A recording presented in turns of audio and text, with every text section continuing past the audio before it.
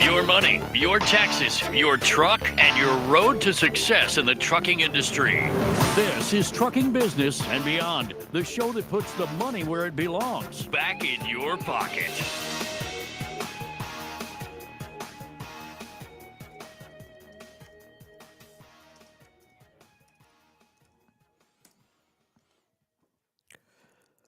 Good morning, you beautiful bunch of fuckers, and welcome to my world. I'm your host, Kevin Rutherford. It is Monday, June 10th. We are here live. It's time for a free-for-all. Phone lines are open. Jump in and join us. We can talk about anything at all today. We were going to have Brent in at the top of the hour, but Brent had another meeting scheduled. He's going to call in as soon as he gets out of that. Brent is going to become the Monday co-host, so we're going to working into that now. We can get started with whatever you want. Pick up the phone and give me a call. If you're listening on your app, hit that call now button. If you're watching on one of the live streams, you can pick up the phone and dial 855-950-3835. We did some testing on our app late Friday. We had a lot of really good news, some things that were working really well, and we were close. But then we had one big glitch, and we're not sure where that came from because we've tested many times, and that hasn't been there. It's something new, so it's probably something they should be able to find fairly easily. And we might even be back to doing some testing later today. So we're getting closer on our app. And then once we release that, we will go back to working on the video portion of that app as well. Right now, we're using a third party for the video streaming.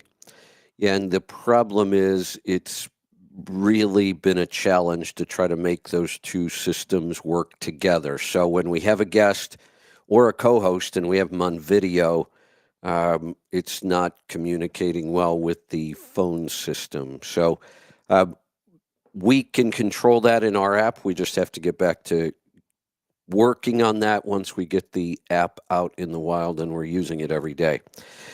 So Brent will be joining us sometime this morning. Phone lines are open. Jump in and give me a call. I've got some things I want to talk about. Where do I want to go first here? The economy. You know, I'm just not sure how long we can just keep saying the signals are mixed. We're not sure where we're going. I got an email from Noel Perry this morning. Same stuff. You know, the markers really aren't changing, but there's no clear direction. Now, there are some other people that do believe there is a clear direction, but it's not very good. One of the people I follow, and he's kind of controversial, Harry Dent. This goes way back to when I first started to learn about investing, which was kind of mid to late 90s. And we were kind of in a weird place back then. We had a run up. Harry Dent at the time had been predicting a pretty big crash into the late 90s. And he was correct, but his timing was off. And many times that's the case. Now, he is one of these analysts that is always predicting the next big crash. And he's been accurate, except for timing. You know, a couple years off sometimes. But we've been really off on this one. We were expecting something around 2017 or 18. That would have been a really long bubble had it crashed then. And we've been saying ever since it's only a matter of time. He is now saying he expects this bubble to crash sometime in 2025, that we're going to bounce along kind of at the top That's the other weird thing, though. Some economic indicators are nowhere near the top. So we're really struggling in a lot of areas. The market seems to be staying strong, setting records for some crazy reason. I think I saw that NVIDIA did a 10-for-1 stock split. Stock splits are kind of weird. You don't really gain anything. It seems like you gain because you end up with 10 times more shares, but your shares are worth 1/10 of what they used to be worth. So you didn't gain any value. You gained in number of shares. Companies do this when their stock runs up, and NVIDIA was trading at over $1,000 a share, I think, because people don't like to buy expensive stocks. And in reality, it doesn't really matter. If a stock's going to go up, it's going to go up. If it goes up 10%, it doesn't really matter. It's up 10%. But companies do this. They just split the stock and issue more shares, and it doesn't really, well, it can change the value because all of a sudden people think, oh, look, I'm getting NVIDIA for $100 a share instead of $1,000, but it's the same value. So sometimes you do actually see a stock continue a run after they split it.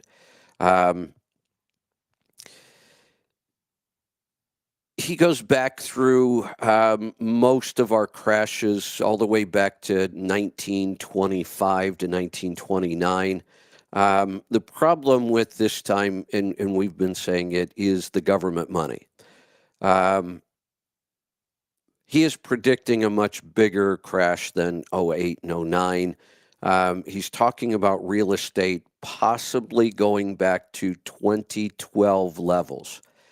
I remember 2012 in real estate really well because it's when we decided to get in. We were getting out of the stock market in 2012 into the real estate market, and we kind of have been buying some properties here in the Gorge since 2012. We bought the home we currently live in. We bought in 2012 at the bottom of the market for half of what it had been listed in 08. It was it was actually on one of those parade of home things in 08. So we had all the documentation and what it was listed at, and we bought it for half 4 years after that. And then, oh, hold on. I got some kind of audio playing in the background here.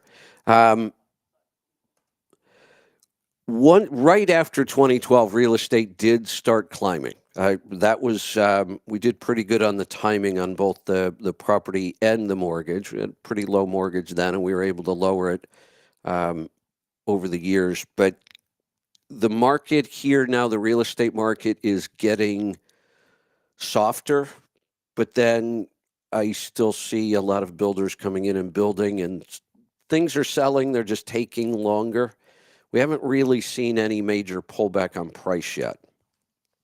But he is predicting that not only could we see a real estate bubble, but that this may be one of those that takes quite a while to come back.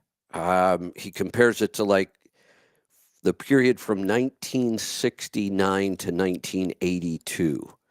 There was another one, I think, earlier than that, where the real estate market really struggled for several years and the values didn't come back. Now, an awful lot of people have bought property at what we might consider the top of the market, including myself. We just bought recently, and that's probably at the top of the market. The good news is all of those properties for us are investment. We can turn them into income properties if we need to. So I'm not too worried about that overall, but I am kind of worried about this economy. If we see a real estate bubble and a market bubble, that we could be in for some pretty rough times. So I would keep that in mind. I wouldn't make a lot of big financial decisions that have a lot of risk. Sometimes we can make big financial decisions that don't have a lot of risk. But I would be careful about taking too much risk, either in your business or your personal finances, in a market like this. What else did I have? This was part of the economy. Truck transportation jobs down in May. We're now kind of on par with last November. Total jobs, almost 30,000 driving jobs less than a year ago. So, it's confusing because in trucking, we're always talking about a driver shortage, but technically in a free market, there shouldn't be shortages. The whole argument about driver shortage is kind of a moot point to me. I don't know why we argue about it, but we do. There are groups that claim there's a huge driver shortage. There are other groups that say there's not a shortage at all. You just need to pay more. Well, part of the problem with that argument is you just admitted there is a shortage and then gave a solution for it.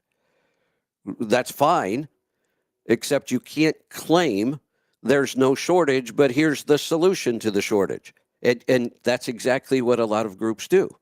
There's no shortage of drivers. You're just not paying enough. Well, okay, then there is a shortage of drivers. You're just giving us a solution that you believe might help to fix it. The problem is, look at the financials for mega carriers, because those are the only ones we can really see the financials for, and the math doesn't work. You can do the math. It's not that hard. Within the financials, you have enough data to know that if they just raise driver pay a little, their margins would almost disappear.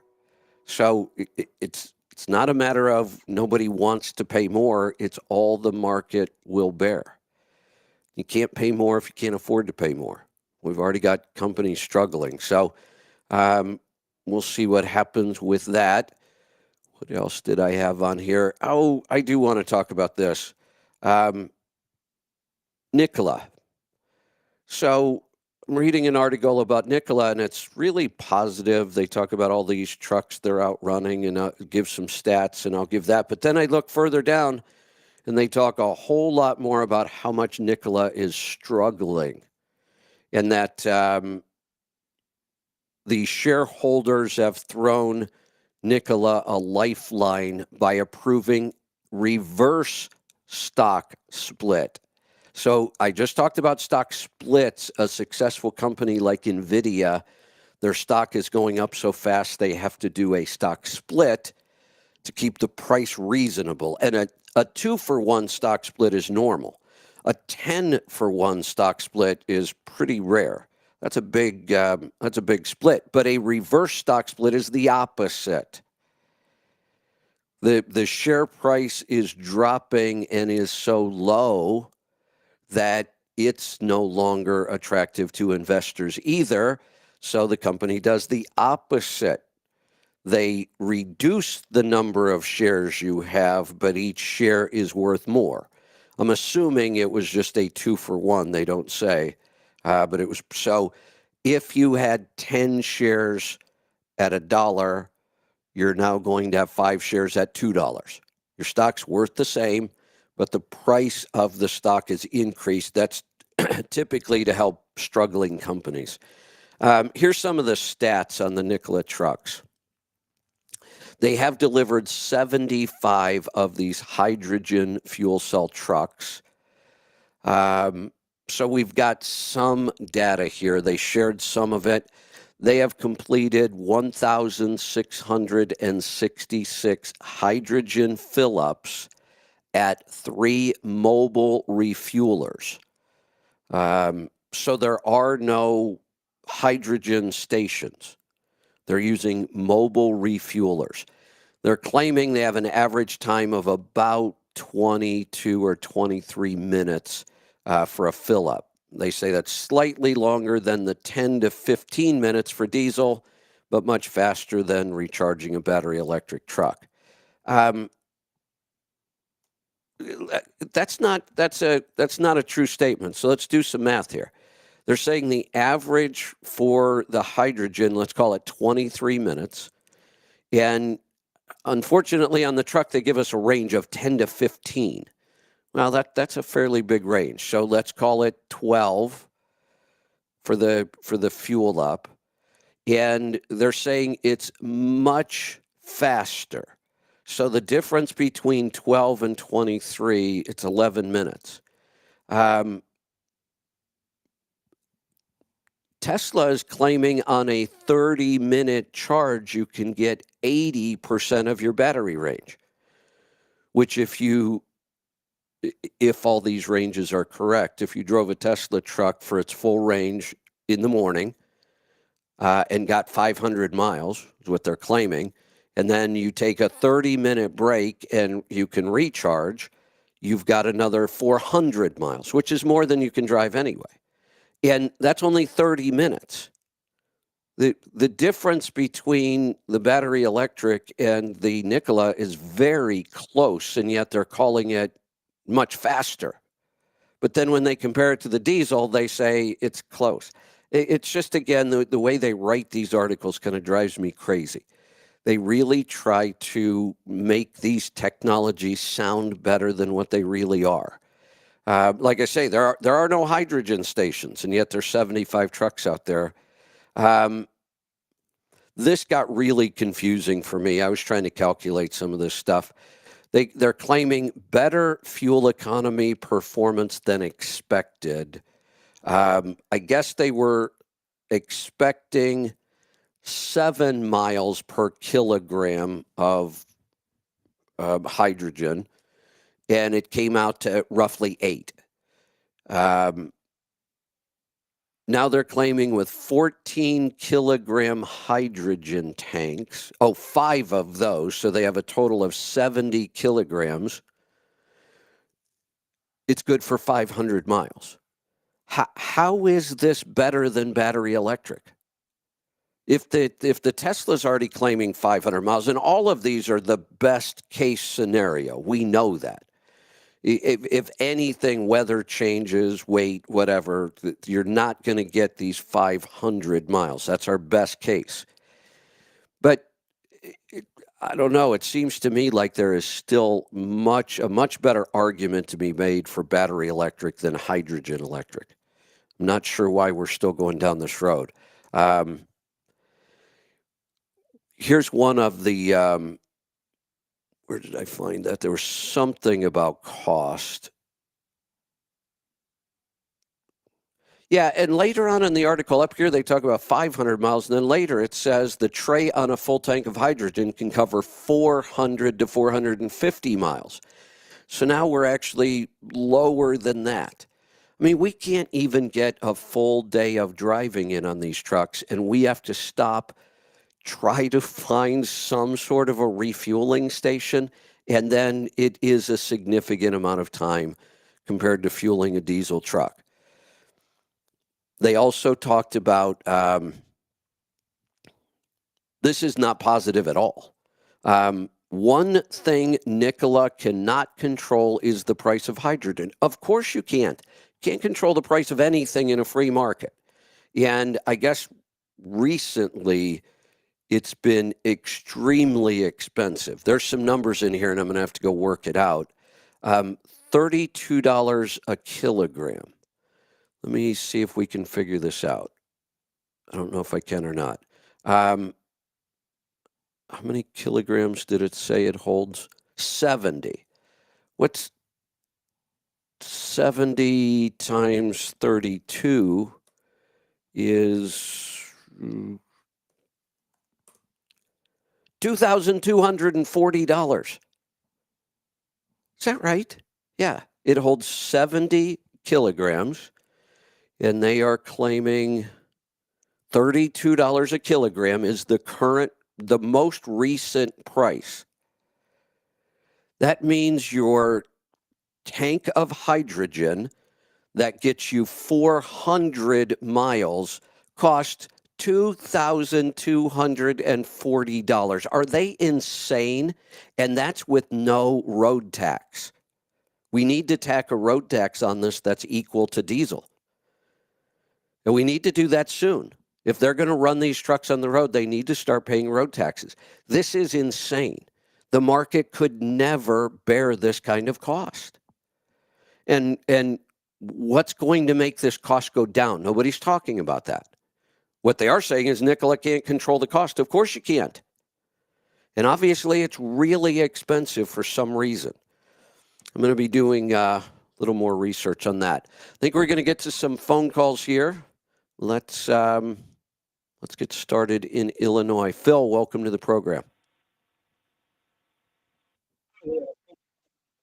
You're welcome. What's on your mind today?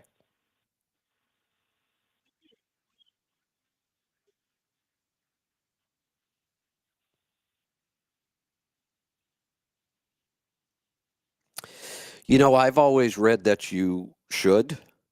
And you know, I kind of followed that rule when I've made yogurt out of raw milk. And then the more I got thinking about this, the more I realized we made yogurt out of raw milk for decades and nobody pasteurizes it. They just make yogurt out of it. And that was common for a long time. And we've, you know, freaked everybody out about raw milk and we make it sound like it's so dangerous.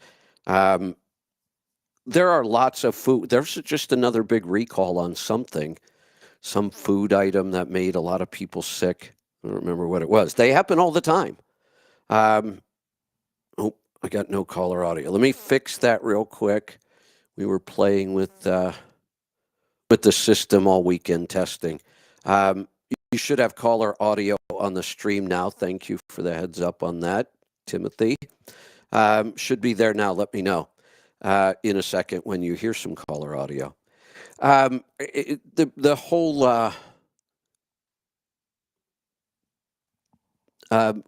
back to the yogurt. I don't think there's any danger whatsoever making yogurt out of raw milk. Our food requirements, regulation, laws in this country are way overly strict. And many times you figure out that they're simply doing that to kind of favor the big producers. There seems to be an awful lot of regulation in our country that really makes it hard for small food producers, animals, animal products. They're just crazy rules and regulations about that.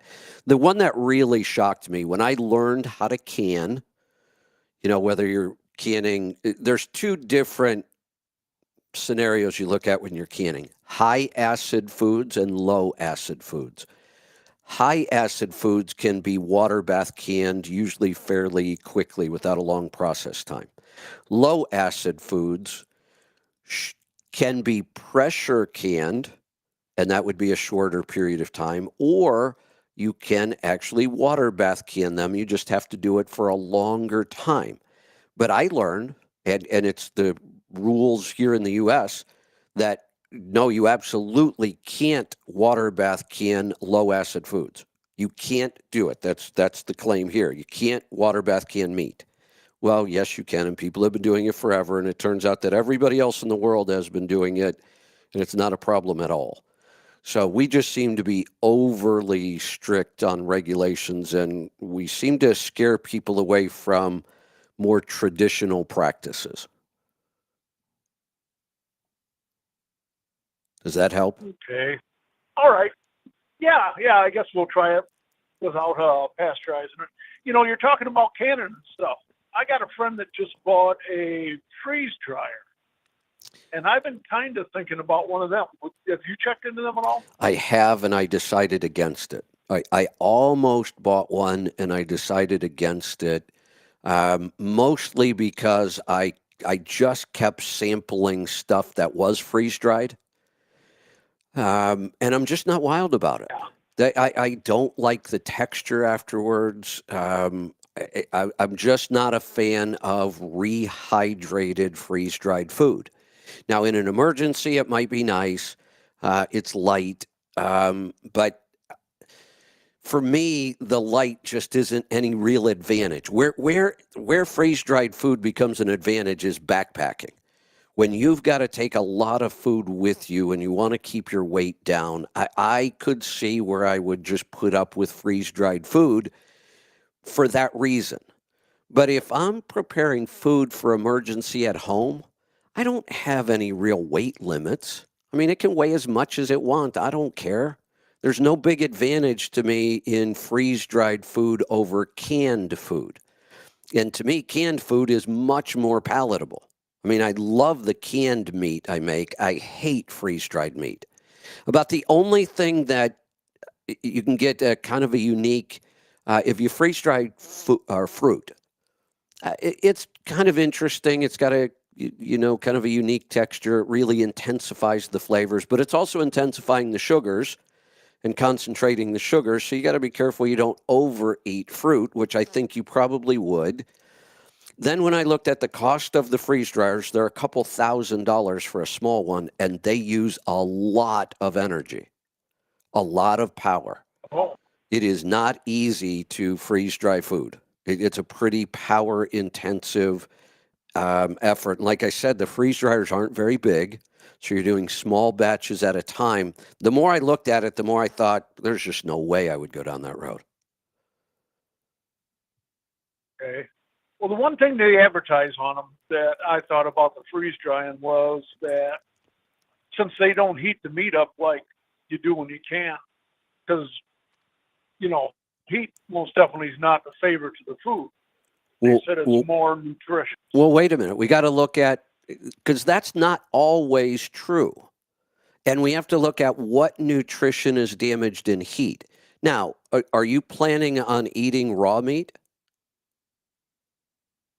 that's just been freeze dried? No.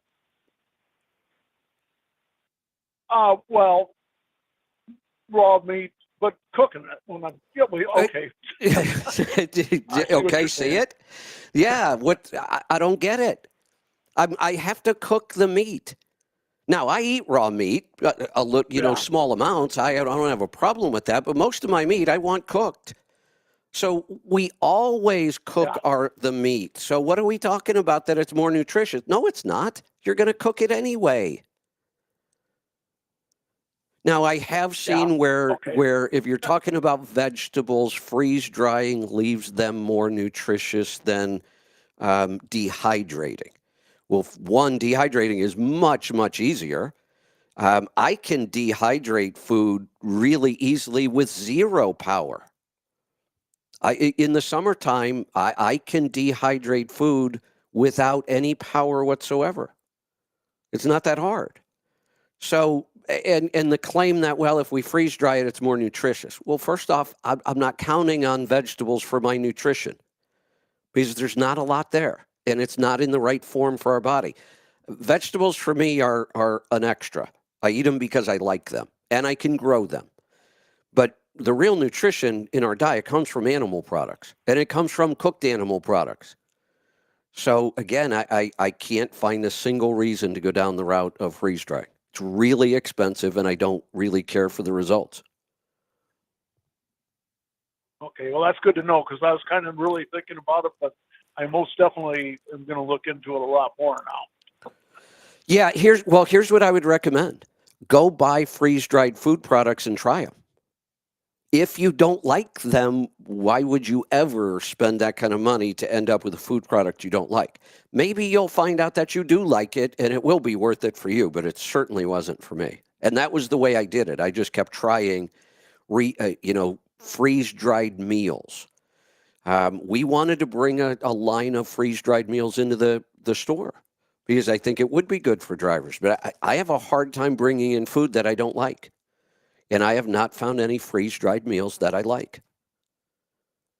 One of the issues, and I finally figured out why, because this is so energy intensive, the recommendation is you cut all the food into really small pieces because it's less labor intensive than if you have a bunch of small pieces. But you're also not getting much food at a time into one of these freeze dryers. The problem then is when we rehydrate that, all the textures are really weird because everything is in small pieces. Okay. Okay, well, I better do a lot more investigating on that end. All right. And, That's really what I was after. I sure appreciate your time. You're welcome. Thanks for the call. Phone lines are open. Do I see Brent here yet? Nope, Brent's not here yet. But if you want to jump in, it is a free-for-all, 855-950-3835.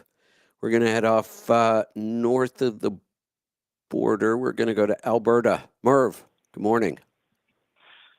Good morning, Kevin. How are you? Good. What's on your mind today? Good.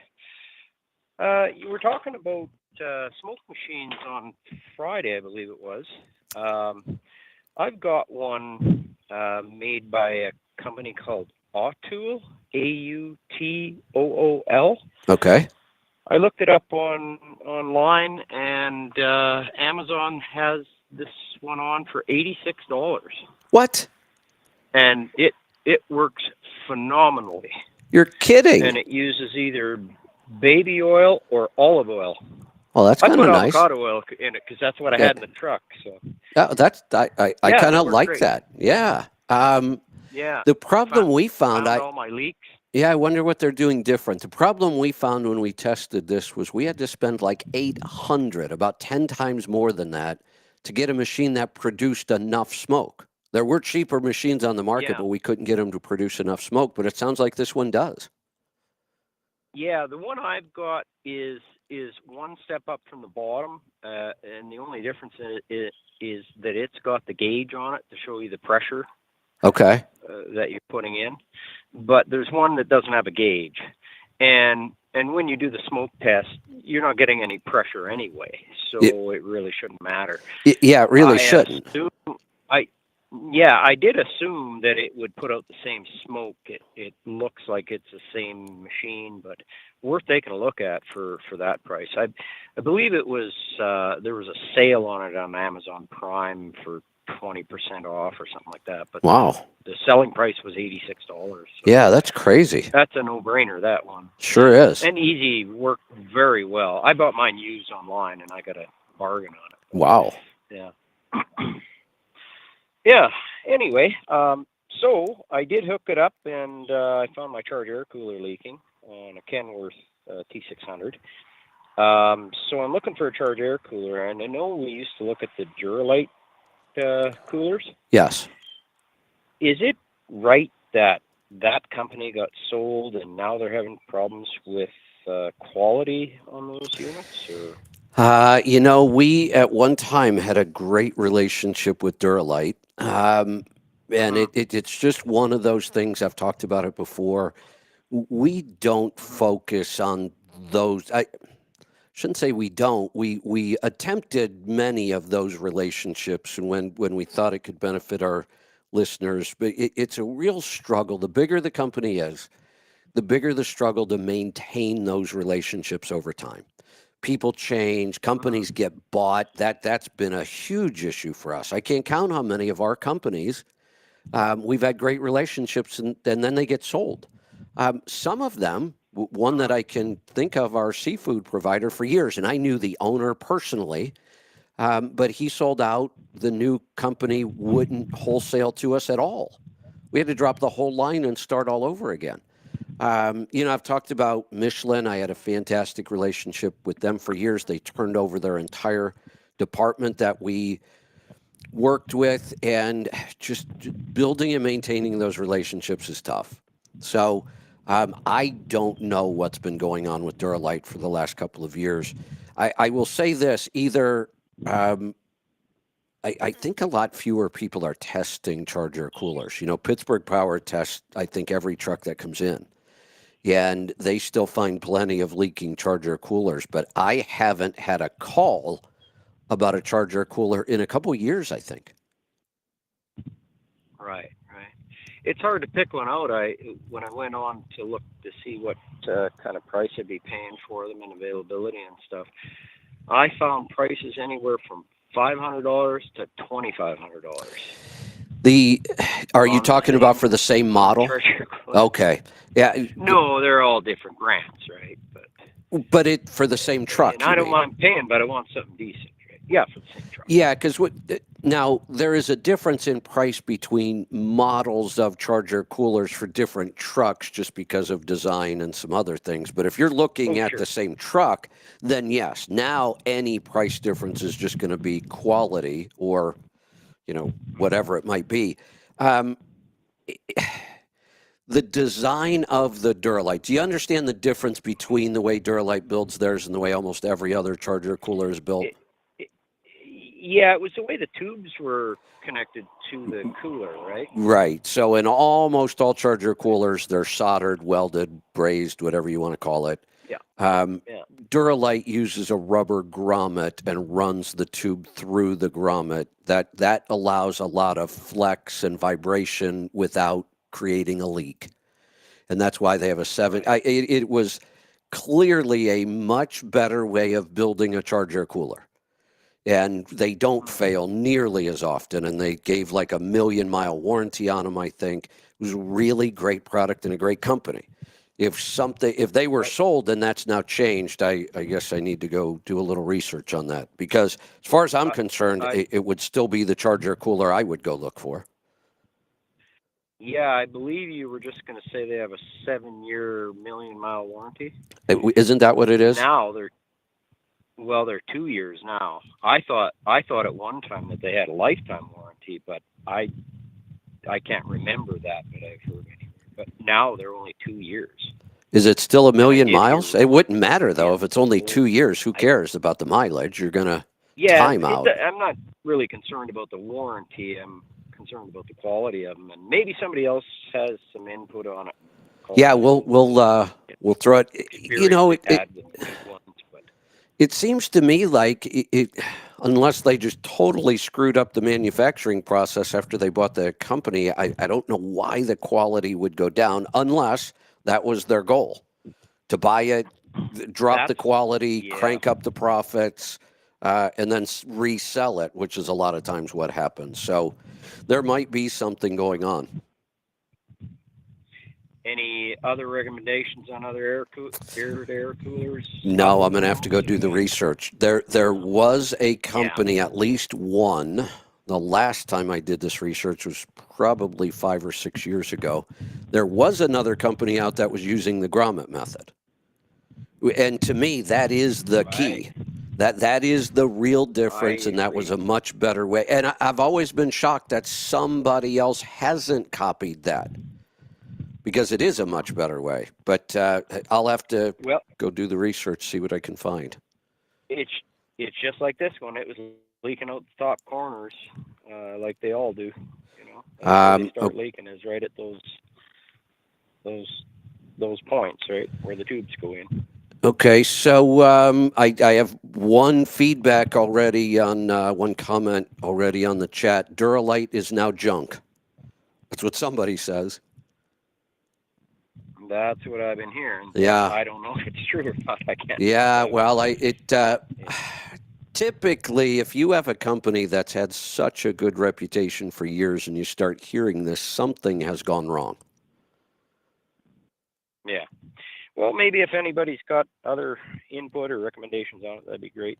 You were talking about the housing market. I know that, back in 2008, I believe it was, that the U.S. had the big housing bubble. Yeah. And up in Canada here, we didn't have that. Any idea on what we can expect north of the border here? Part of the problem... I feel like we're all in the same boat. Yeah, part of the problem, though, is that, unfortunately, politics have a lot to do with our economy, any economy. I have a hard enough time trying to figure out what's going to happen. Everybody's having a hard time figuring out what's going to happen in this market. It's been so weird. Right. All the money that got injected into the system screwed up everything. It still seems to be screwing things up. I can't even begin to try to figure out what's going on in Canada. And I know they're similar, but they're not the same. Like you said, we had a big housing bubble. You didn't. And that was because we could track that back through government regulations around mortgages. So again, it was politics that created the problem in 2008 and rules and regulations that created that market. And we are different. So it's hard to say. It does seem like when I read the analysts, the people who are predicting at some point we have to have a pullback. That's what almost every analyst believes, because at some point we've always had a pullback.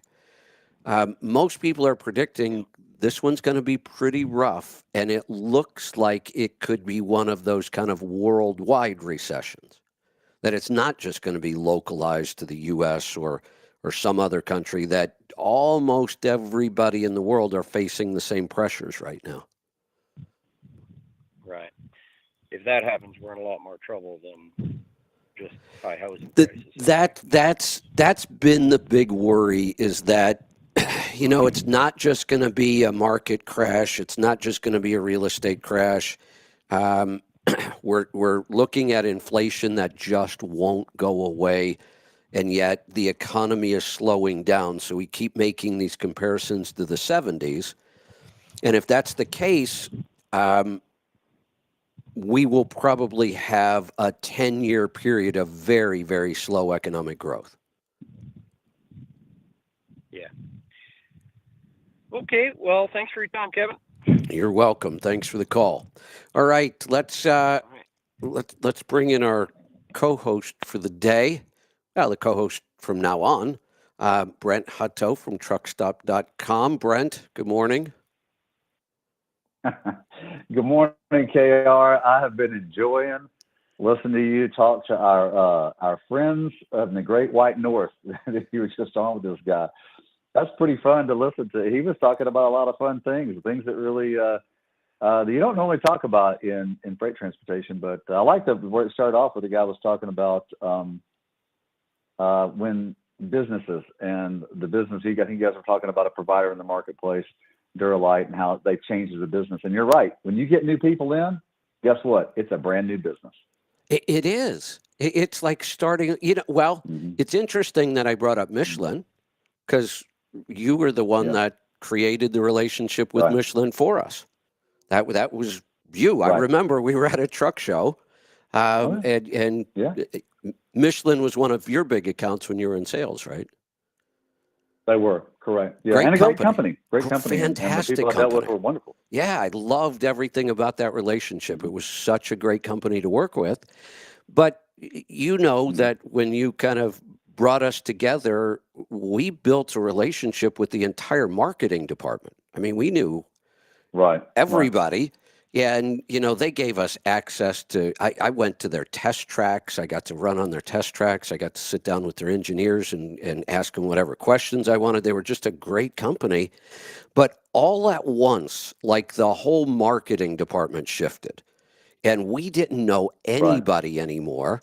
And there also seems to be a tendency when new people come in, they want to change things. They do. And you're right about that. And that happens. Yeah, go ahead. Yeah, I was just going to say that shakeup was so big. It was like and it happened at a time where we were really busy. They didn't really have the time to go work on that relationship. And now the good news is we kind of got it back in that Joel Morrow has a really, really strong relationship with them now. So that kind of works for me too. Yeah. Because, he goes to the test tracks now and he gets to do all that stuff I was doing before. So that works. But that's, we've just had that happen. And the worst case scenario is when the company gets sold. Yeah, and certainly Michelin wasn't sold, but whenever you've got a regime change of whether it's marketing or the sales team or whatever else, is that the company does change. And this is kind of why when, for instance, one of my biggest customers, and this is sort of something for all the listeners today or watchers on your end, because I'm just on the phone today, but is that it's so important that whoever you're doing business with, and whether it's a small operation, there's only 2 or 3 people in the office, or if it's a big operation, there's hundreds of people, you need to know not just your contact. You need to know the person who might be taking their job if that person leaves. Because if you know multiple levels of contacts, then you don't lose momentum with the company. And that's really the approach that I had with all of these customers that I was dealing with when I worked for Overdrive. And that was companies like ExxonMobil, Michelin. I dealt with Mack trucks and Volvo trucks and international trucks and all these really fun, great, incredible companies. But look, talk about turnover. There was always turnover. Yeah. I mean, because people want to advance their careers. And so here's the thing to remember. And I got taught this by a really, really cool person who knew HR really well. She was educating me on a team. She goes, look, Brent, if a team is 5 people and you add 1 person, you have a brand new team. Because it's not the 5 people anymore. It's now 6 people. It's a brand new team. You got to treat it like a brand new team because it has another person that makes it different. So if you do that, it's amazing how you go, oh, I don't lose momentum because I'm always staying on top of it. Yeah. Yeah. Good point. Now, I will say here's the difference too. When you were in sales, that was your full-time job. Yeah, correct. Right? I mean, that is what you had to spend time doing if you want to be successful in sales. That's your job to build and maintain those relationships no matter what the challenges are. Oh, for sure, across the board, because, people, as I learned a long time ago, and this is another great piece of advice that I'm happy to pass on. I say it all the time. People do business with people that they like, that they know, and that they trust.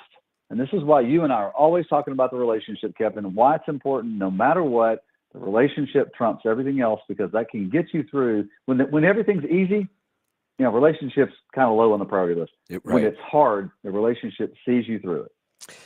And it's great. Now, who said it? Who's famous for saying it like that? Do you know? The one and only Mike Riley of Randall Riley. He was such a great mentor of mine, and he just would always look at us and go, all you salespeople, he goes, just remember, people do business with people that they like, that they know, and that they trust. I'm sure he learned it somewhere else, but he's one of those guys that would just adopt information and make it his own.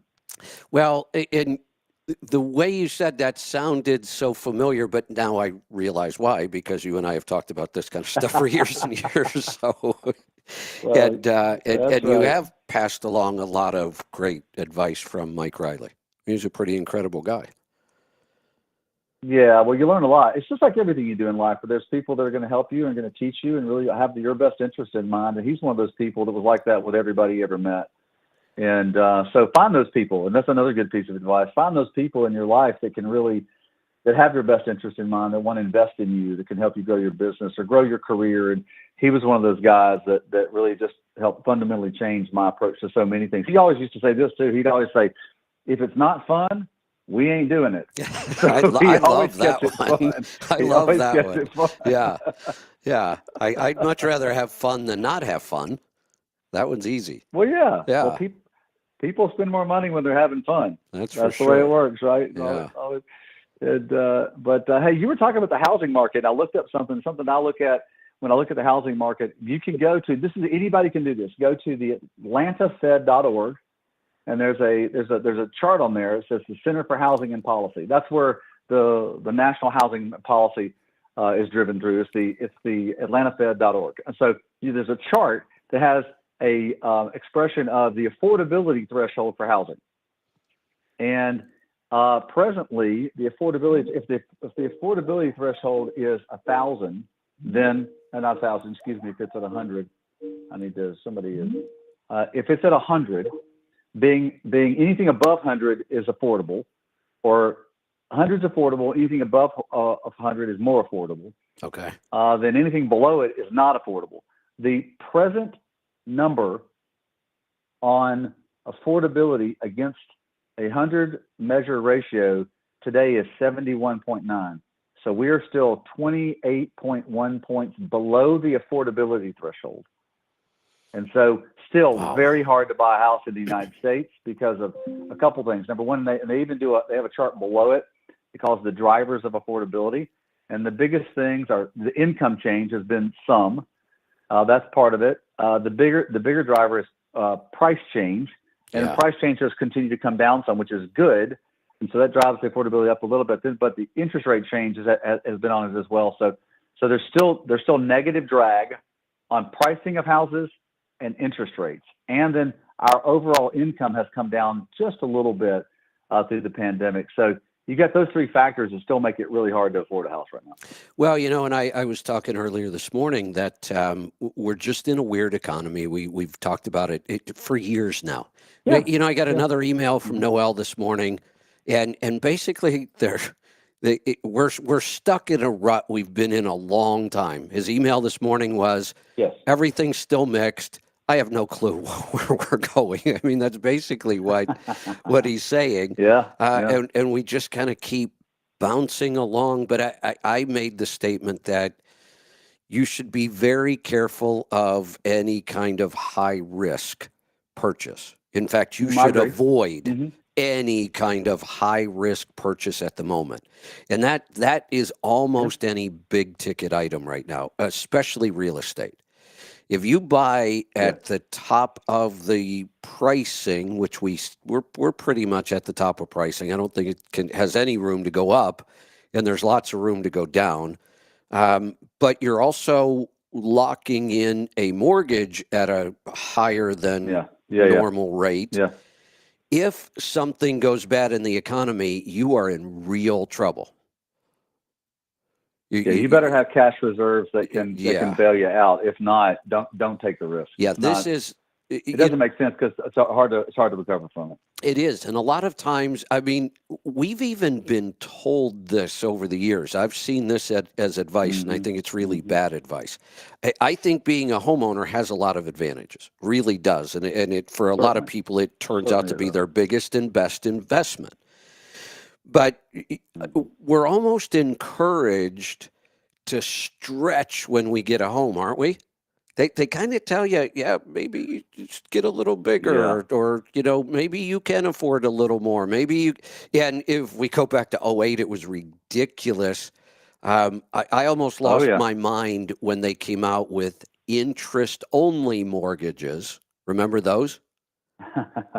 Yes. Where your entire payment every month only paid interest, not a dollar went to principal. Wow. And I thought that's that a huge mistake. Is insane. But at the very end of that bubble, they were doing something even worse. There were mortgages being written where your payment didn't even cover all of the interest, and your balance got bigger every month. Right. They were writing mortgages like that back then. It's almost like people forget how to do math. Right. Math is really, really important. Math is and I realize people talk about new math and stuff, and I get that. Yeah, right. Look, 1 + 1 better equal 2 in your mortgage. It has to. Or you don't want the consequences. So it's interesting. I just texted you over the Atlanta Fed thing that you can look at. It's really, really fascinating. Noel Perry introduced me to this, and I just thought that was a really fascinating thing, because here's the reason why the housing thing is. Your caller from Canada was talking about things that were going on in Canada.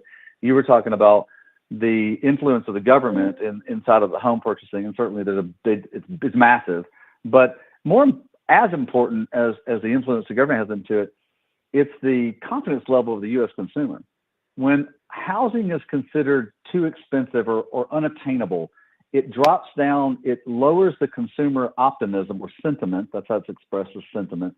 It drops consumer sentiment to levels where people aren't optimistic about buying things.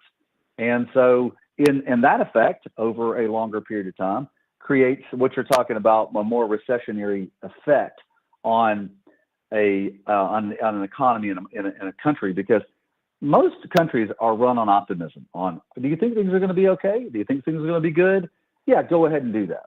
If the more negative it is, the more drag it'll put on the economy. And we've had about a 1.6% growth in GDP over the last 6 straight quarters.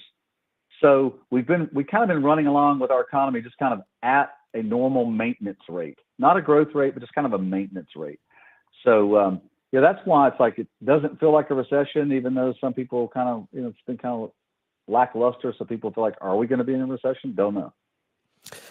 Yeah, and we've just been here a long time, and the markers are confusing for everybody. I was talking about this morning.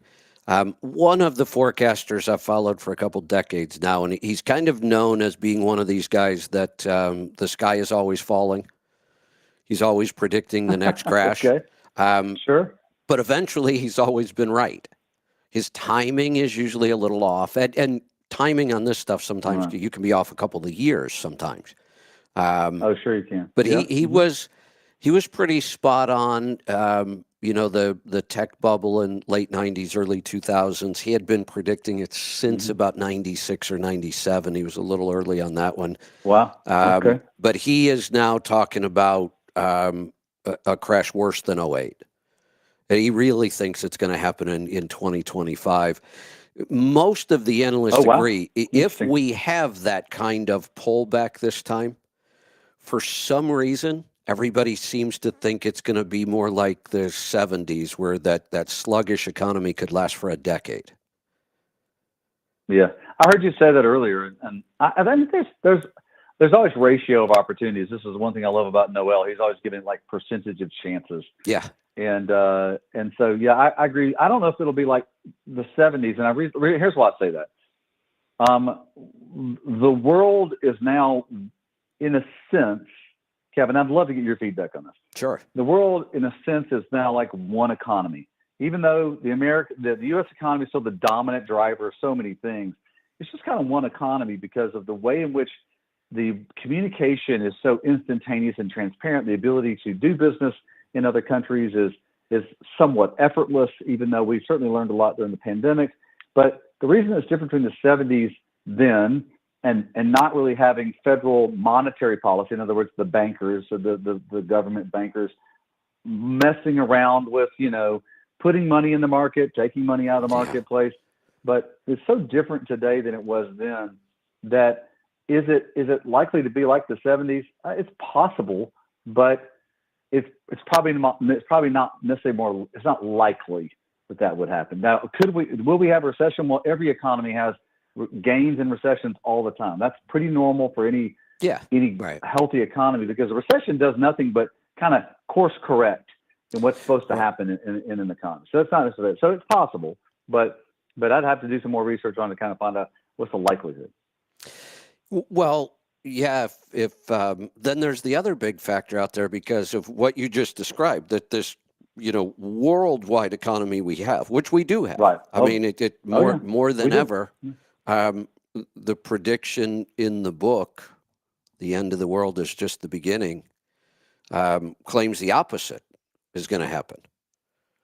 That the global economy is not going to be able to sustain itself, and we've already seen some of those clues.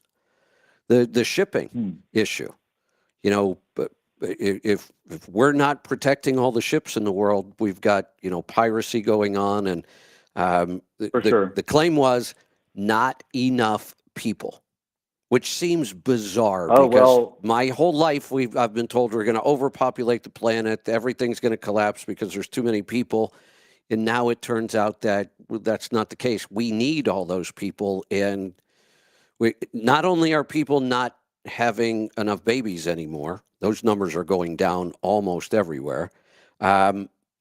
But in the last 3 years, there's been a lot of excess deaths around the world in the millions, above and beyond normal.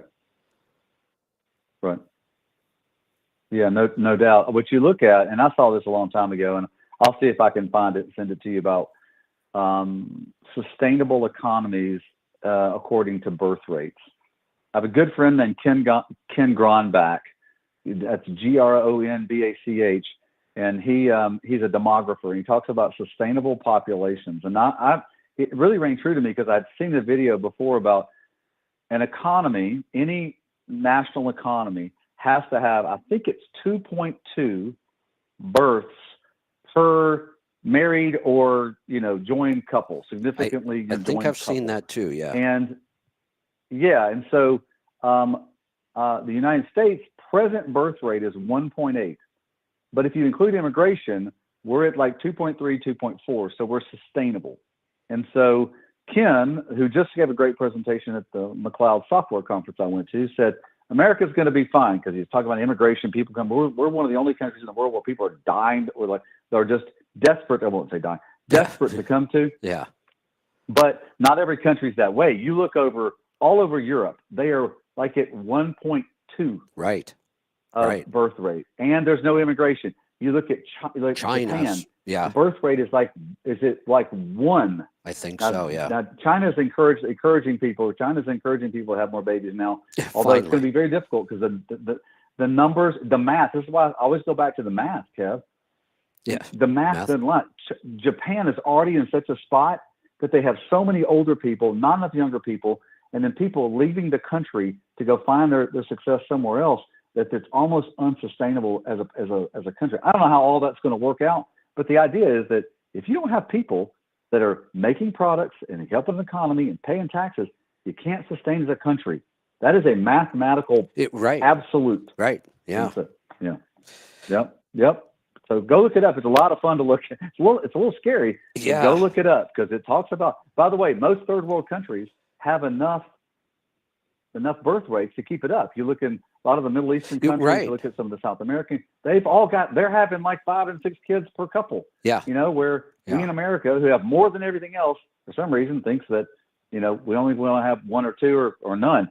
The Huttos here, I'm doing the best I can. I got 5 kids, Kevin. I'm trying to keep the averages up. So I'm working on it. You and Aaron, I'm cheering both of you guys on. That's right. Yeah.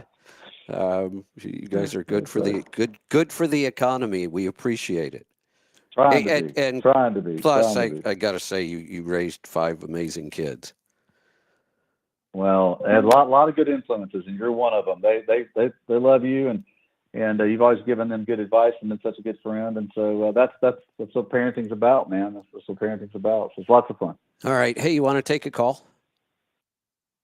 Yeah, take a call. And I want to also talk about some data in the market. Let's take a call. Jump in. Well, of course, we got to talk about some data. Maybe we'll throw some data at the caller. Keith, good morning. Be great. Sure. Yes. How you guys doing? Good. What's on your mind? Great. I got approached for doing a load, and I'm a fairly new owner operator. Been doing it for a couple of years, but not really dealing with the open market much. Okay.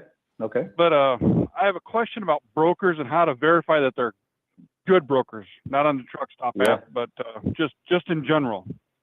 Okay. Because I found something on Facebook, and obviously it makes you nervous to start with, but it seems like a decent load, and it's consistent work. Communicate with the broker, seemed like he's communicated really well. Just want to make sure that it's not like some kind of double brokering bull crap or something where I know everything's at risk, but try to minimize my risk as much as possible. So how do I check on this broker to make sure that he's legit, like he says he is? Right. Yeah. So Keith, first thing I'd say is that if you don't have access to a load board like Truck Stop, then I would encourage you. I mean, you can get access to Truck Stop for like $45 a month. It's not very expensive. It's at the base level, and you can. But I have Truck if Stop. you're just okay, you had or haven't? I have it. Yeah. Okay. Well, do you have the ability to be able to look at what's the rating of that broker? Well, that's the thing. I was trying to use it on my phone app, and I couldn't figure out how to look up the rating on there. Maybe I'm just missing something on the app. When I was on the computer, I didn't even look it up. So yeah. Well, he's not on the app. Yeah. I don't think he's on Truck Stop. Oh, okay. He's not an authorized broker on Truck Stop. That's a clue. Which is a little concerning. Yeah, that's a clue. A little concerning because yeah. Well, I can't say he is or is not. I don't know how to find him on Truck Stop. So that's what I'm saying. Right. Hey, Brent. It sounds like, I mean, we could try to go through all the tools available in the Truck Stop system, which honestly is where you're going to do about 90% of this work. There are a couple other places we could go, maybe Dun & Bradstreet, to check some ratings there. You can go to the Safer system and check, just to make sure they're legit there. But for the most part, the data you want and all the clues are going to be in the Truck Stop system. Is there somebody he can call that could kind of help him out with this off the air? Yeah, sure. Well, you can call anybody from customer support, or Keith, if you'll don't give it to me. Let's see, if you'll communicate back to the guys at Let's Truck your contact number, I'll reach out to you and I'll have somebody help you make sure on this load. I think so if there's a way we can contact you without giving phone numbers over Yeah, the we air can do that here like easy. that, or information over the air. So yeah, if we can do that. But here's what I'd tell you straight up. Go online, type in the name of the company. If they don't have a website, it's probably a problem. In other words, if you don't have a way to prove that they're actually out there publicly, that's one thing. So make sure that the guy that you're communicating with on Facebook, that email address and of what he's sending you information matches the actual email address that's for the actual broker that you're using. So if they have a website address that's broker.com and they send you an email and it's from broker.net, then you know, well, that doesn't match. That's a problem. Or Yes. if it's broker.com and you get something from their Gmail account, it's like, wait a minute. I gotta be able to double check all this information. Look at their phone numbers. Make sure that the phone number that they're calling from, if they say they're in Des Moines, that it is a Des Moines area code and phone number, and then that phone number matches the phone number on the website that you can look up. Proof it that way. Have them send you information that they can prove that they're a legitimate company. You know, there's ways in which people can send you information. Most of the criminals won't have that information, or they'll have well, I'm doing it this way. And you're going to go, wait a minute. You should be able to get a lot of the upfront information. Now, we at Truck Stop, we verify. By the way, you can also ask for their broker FMCSA number, and you can go into FMCSA and type it in and go, oh, well, this is the name, this is the address. Does that match the information they're giving me? So there's ways to look at that up front, just kind of give you some comfort level on making sure that person is legitimate. But I would just say anything you look on the open market, Facebook, anywhere else, there's no protection barriers for you out there where there would be inside a Truck Stop or another load board. Right. Yeah. That's my concern is, I don't say it's too good to be too good to be true, but it's close. You know what I mean? Keith, is this a possibility of more than one load? Is this like, could this be an ongoing thing? It sounded like maybe it was. Yeah. It's 5 loads a week. Basically it cover my day for every day. Oh, wow. Okay. So Keith, where do you live? Something worth working and looking into. Where do you live? Fort Worth. Where's the broker?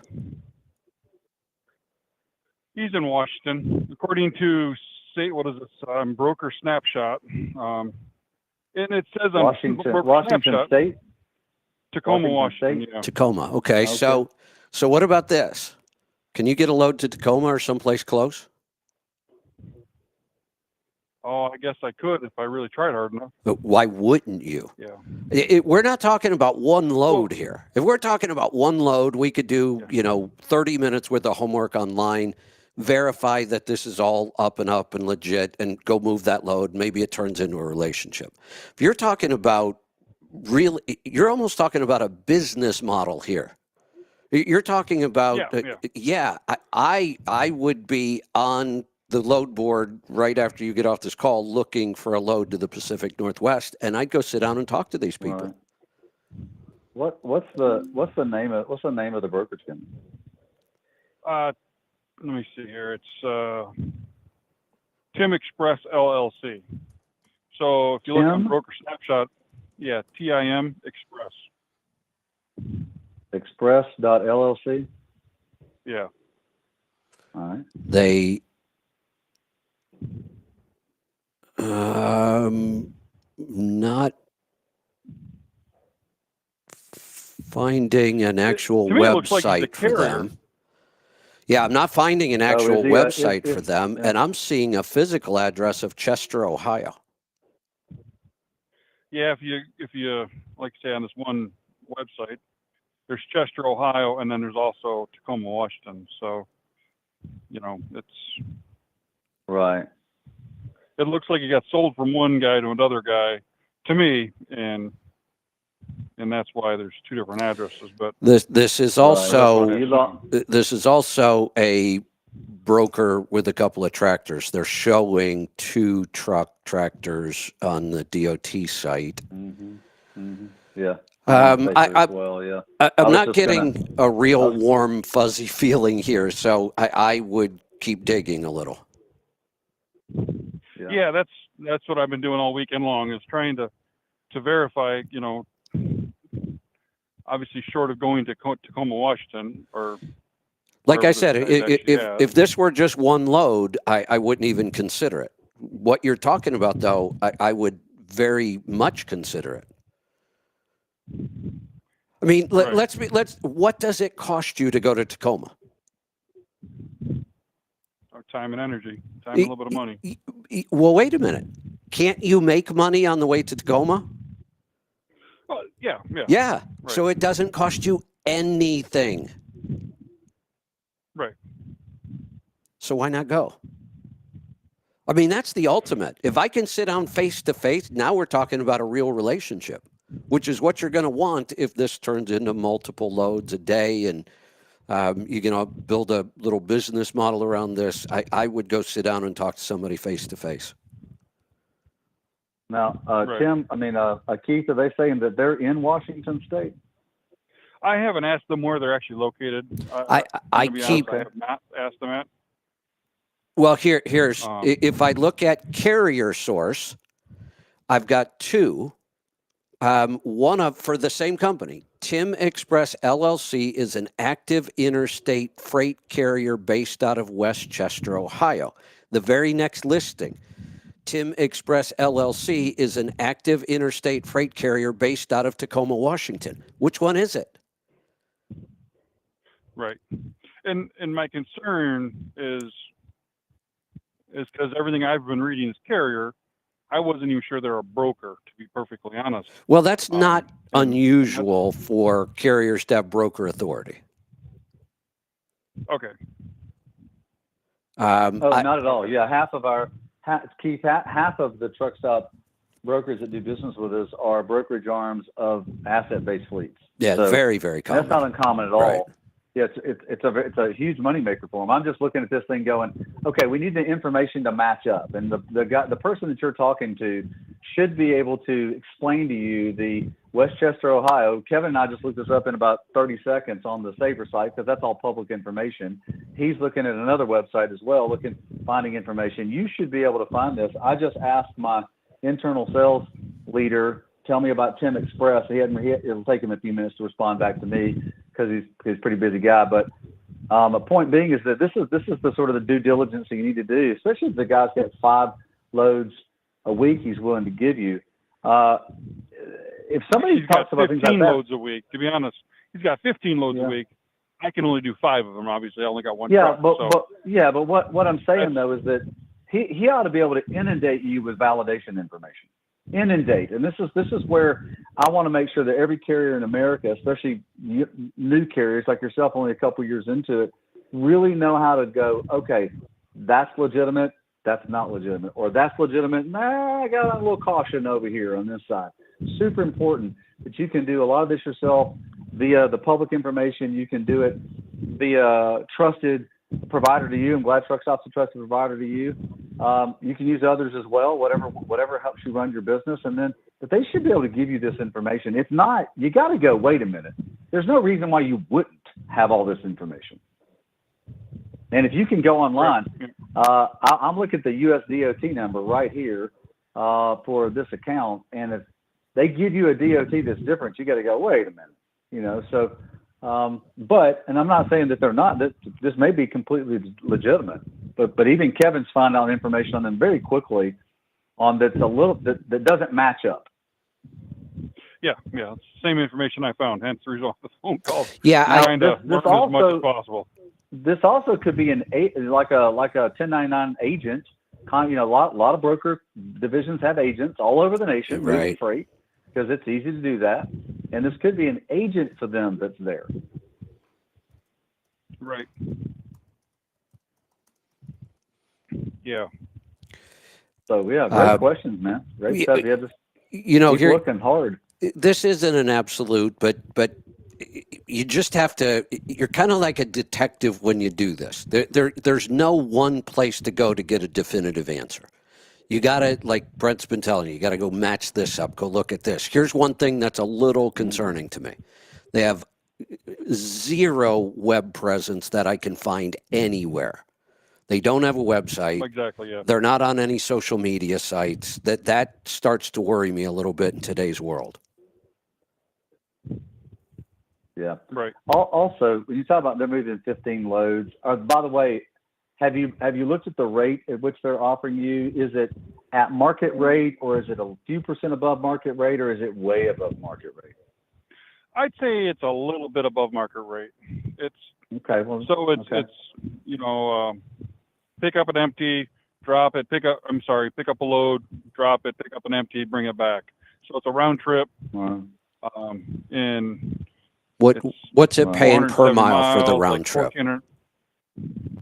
Well, it's $1,400 for the 479 round trip. So I didn't actually do the math yet. That's significantly over market today. And when you're getting paid all mile, I mean that's $3 a mile. Oh wow! And that what is it? Are you a dry van, flatbed, reefer? What do you haul?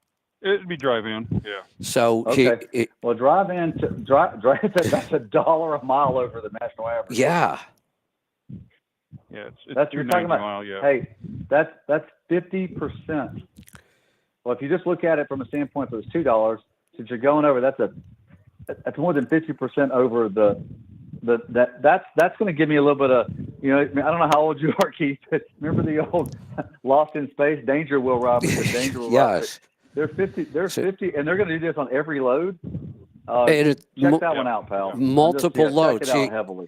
Here's my first thought. If I'm a company this size, I'm not sure because I found one website that says they have 2 tractors, and I found one website that said they have 1. But they own some equipment. So it's not like they're a pure broker and they want to stay that way. They've got equipment. I'd be looking at a rate like this saying, why don't I just go buy a $20,000 tractor and put it on this all day long myself? Why would I broker this to somebody else? Because if he's offering you $3 a mile, we can expect that the rate from the shipper on this is 10, 30, 45. It's significantly more than that. Another 15% or roughly on top of that. Right. Something is sounding a little Keith, fishy here. Keith, this is also happening too. There are some carriers out there, and I don't think as many brokers are doing this as there are carriers. They're selling their MC numbers. And then the bad actors are going in and pretending to be them, and they've got all the right data, they have the right address, the right MC, they have the right login numbers, they have the right PIN numbers, everything, and they're you'll haul a load from them, and you won't get paid, and you'll deliver the load to a location that's not the right location. So it's just tough. It's just tough right now. So I'm looking at Tim Express. I'm looking at MC number, and this is the one in Tacoma. So that's interesting. I'm going to be a little careful about what this means, but I think we're all big boys and girls in the real world. Brent, I know you don't spend a lot of time on social media because you're busy. But in social media, especially on X these days, there's a pretty big freight community, and there's kind of a meme that goes around about strong solo surge. That whole. So the only principle I can find for this company, Sergey Anton. It's the only principle I can find. It's the only contact I can find. Right. There's a lot of red flags here.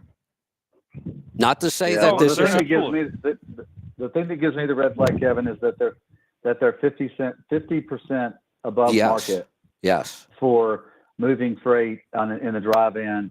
And if it was one load, it was, I got to move this, because I can't get it done. I'll pay you. That's one thing. But we're talking about multiple loads over and over and over. I just say make sure you check. Tim Express may be a great company. I certainly hope they are. Could be. Also, certainly hope their information hadn't been hacked. So I'm not saying it has in any way. I'm just saying that something is not checking out. Yeah, here's the problem. I could move those loads all day long at $2. Right. Yeah. Why are they paying? Like Brent said, if it's a one-time, we really got to move this thing. The number of trucks in this lane has just dropped, and that will drive the price up temporarily. But we're talking about multiple loads a day on a long term. You could move this stuff much, much cheaper than what they're offering right now. That's always a big red flag. Yeah. Well, again, that's the reason why I'm calling, because I don't want to get myself in a pickle too much. Well, so here's I'll we give don't you. Want you to either. Yeah. Sometimes one of the best ways for me to answer a question is, what would I do right now? I honestly, this is the only way I would handle this opportunity, because it could be. I would be sitting down face to face with Sergey, or I'd just forget it and move on. Do they offer quick pay? Right. They do. They offer. I just pulled up their carrier agreement, and they got quick pay or maybe pull one load with quick pay. Hey, another way, Kevin, too, though, is I don't know. Do you factor at all, Keith? I do not yet. I'm trying to get my okay, factoring. Well, I don't want to factor, but I'm trying to get through the truck stop factoring.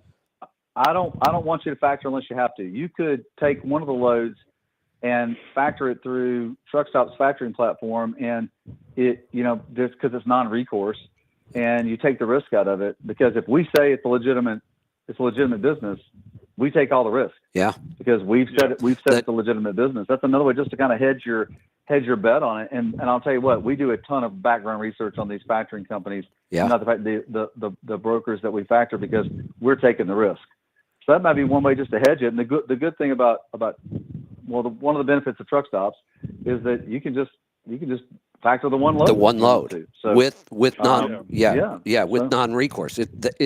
It's the only reason I agreed to even talk about factoring, was because of those two things. Right. And I talked about it as I'm trying to get set up, and it's been a problem.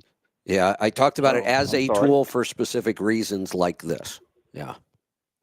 Mm-hmm. Yeah. Well, again, if you'll give your information to your information to the guys there at Let Truck, then just they can give you my number, and I can get you hooked up on, see if we can get some things expedited for you. Yeah, Keith, when we're done here, I'll put you back in with Brittany, and we'll make that happen. All right. We good? So glad you called, though, man. Hopefully we helped you set up for a great business opportunity, or helped you avoid a problem. That's right. Yeah. That's the goal. All right. Yeah, no doubt. I'm going to put you back in the queue. Brittany, if you could pick up Keith and give him Brent's phone number. Right, Brent? He can call you directly.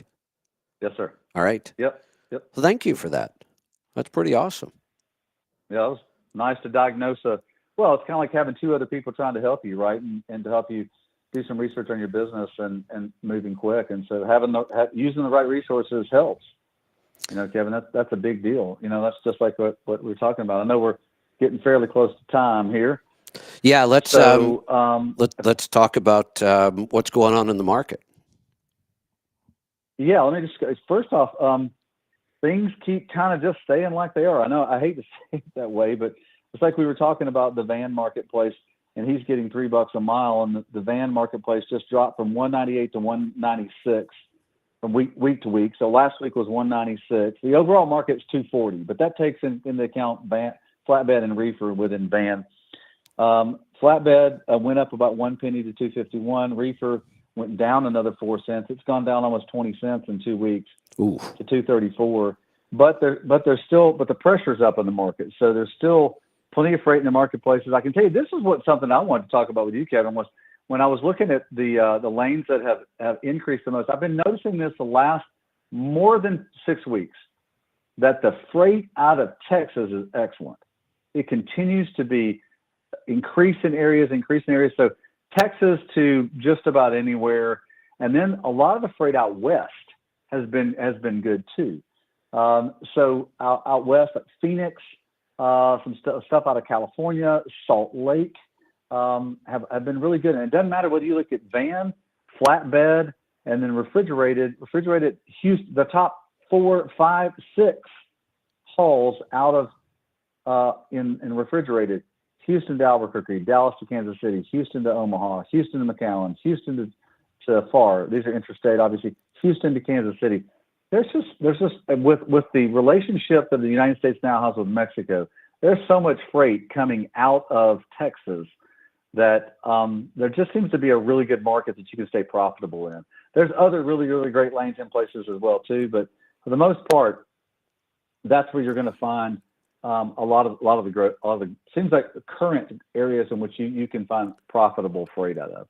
And now profitability is a funny statement because I know everybody, it depends on your operation ratio. That's hey, somebody's difficult freight is somebody's really good freight.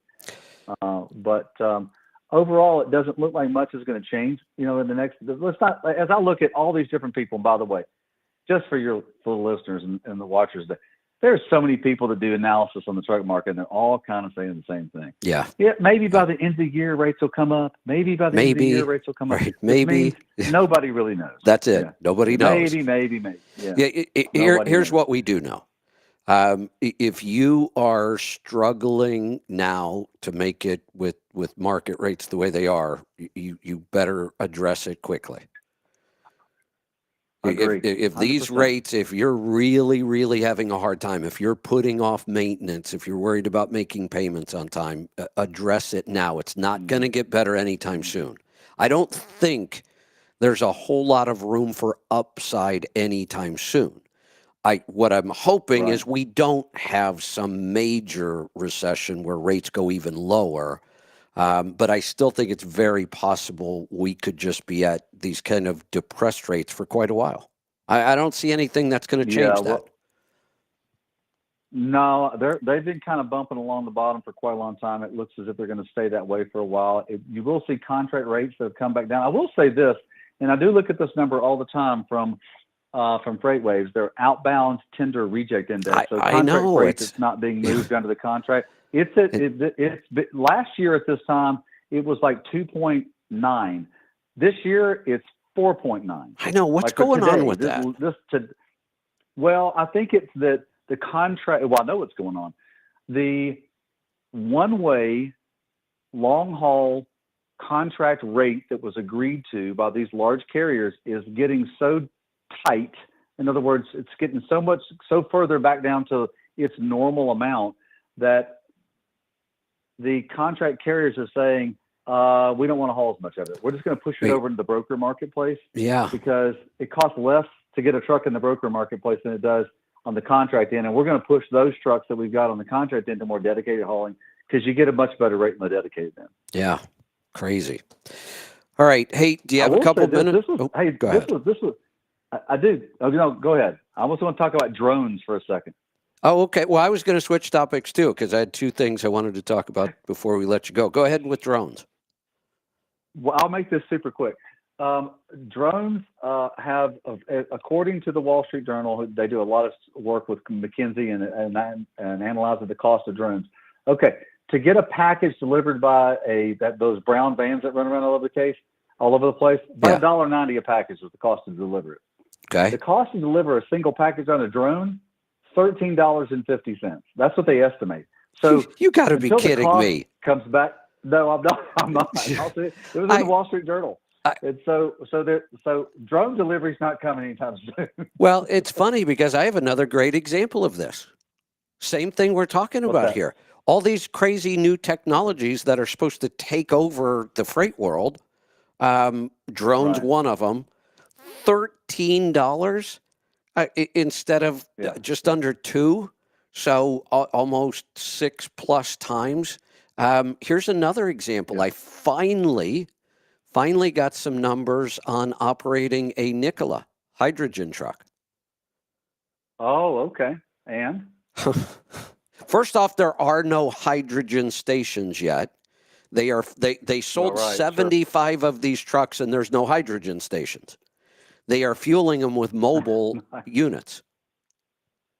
Oh, are they? Oh, well, that's not going to work. Yeah, they're fueling them with mobile units. But here's the cost. And I had to do a bunch of math because hydrogen is delivered in kilograms. And now the interesting thing with the hydrogen and diesel, the amount of energy is pretty similar. And that's an important fact. When we look at propane and some of the other fuels we've tried on the market, they have a gallon of propane has a lot less energy than a gallon of diesel. So you can't make a dollar for dollar comparison. You got to do the math on how much energy is available. So I had to do the same thing with hydrogen. Right. I had to go figure out how much energy is in a gallon of hydrogen compared to a gallon of diesel. What's the cost? So, hey, you know when fuel prices get really high and we see the post on social media where somebody filled up their truck and it was more than $1,000. You always see those posts when fuel gets expensive enough that it's costing us $1,000 to fill up a truck. That gets pretty scary, right? Now, without a doubt, let's do just a little math. 200 gallons usable on a truck is not unusual. If we fill up a 200-gallon tank and it's going to cost us $1,000, that would be $5 diesel, right? Sounds about right. Mm-hmm. Now, if that's 200 gallons and we get just 7 miles to the gallon, we have a 1,400-mile range on that tank, right? Yep. On this hydrogen truck, to fill it up, which is 70 kilograms of hydrogen, to fill it up is $2,240, and our range is 400 miles. That's a little steep. That is you can't do that. The market cannot possibly bear moving freight around at that cost. No. You can't do it. Well, I don't know it's not even close. If you recall back a while back, more than a decade ago, when hydrogen was a big push in the market, and remember T. Boone Pickens was investing all this money, the big Oklahoma billionaire, and what killed it, the hydrogen opportunity, was the fact that the diesel trucks started getting much better fuel mileage. Right. So it just eliminated the need for hydrogen because at that point it wasn't cost effective. And that's the way it works. The same thing with electric, hydrogen, drones, all these things. Well, you can't pencil whip it to make sense to anybody. It doesn't matter who it is. You can't make it make sense. Well, here's the thing. I mean, if this is the cost of hydrogen and how we would fill up a truck and how we get range, I don't even know what the hell T. Boone Pickens was thinking back then. I could make an argument that a diesel truck getting 2 miles to the gallon is still cheaper than this. And it's math. It's not even a stretch. It's math. So there was never a time when hydrogen would have made sense. Well, and here's something else we have to think of. Go for it. That's a price with no road tax. That's got to change. Right. Yeah. That's going to change. Right? We have to tax these fuels. Yeah. Now, I think it all goes back. Go ahead. I think all the fuel taxes should go away, and we should just use a straight mileage tax. Otherwise, we're going to have all kinds of crazy formulas for all these different fuels. What a mess that's going to be. Yeah. Yeah. When I go to the American Trucking Association and the Truckload Carriers Association meetings, that's always the discussion on how are you going to pay the tax on it. Right. We've already got a system that works pretty stinking well. Find a way to do it as easy as possible so the tax can be paid. And like I always say, it always goes back to fifth grade math. All right, if it doesn't add up right, it's probably not going to work. Yeah, so it's got to go back to fifth grade math. This doesn't add up right. No, you got that right. Not even close. All right, one more. What you got? What's the last thing? We were talking about relationships and how important they are, and that was brought up because of Duralite. Somebody called and said, hey, and I had a great relationship with Duralite for years, great company. And then Duralite got bought. We didn't really continue the relationship because the new owners didn't really have any interest. And so when I got asked today that somebody said the quality's gone down on it, and I said, I don't know, but I'll check. Timothy's been helping me out here online. He's texting me from YouTube.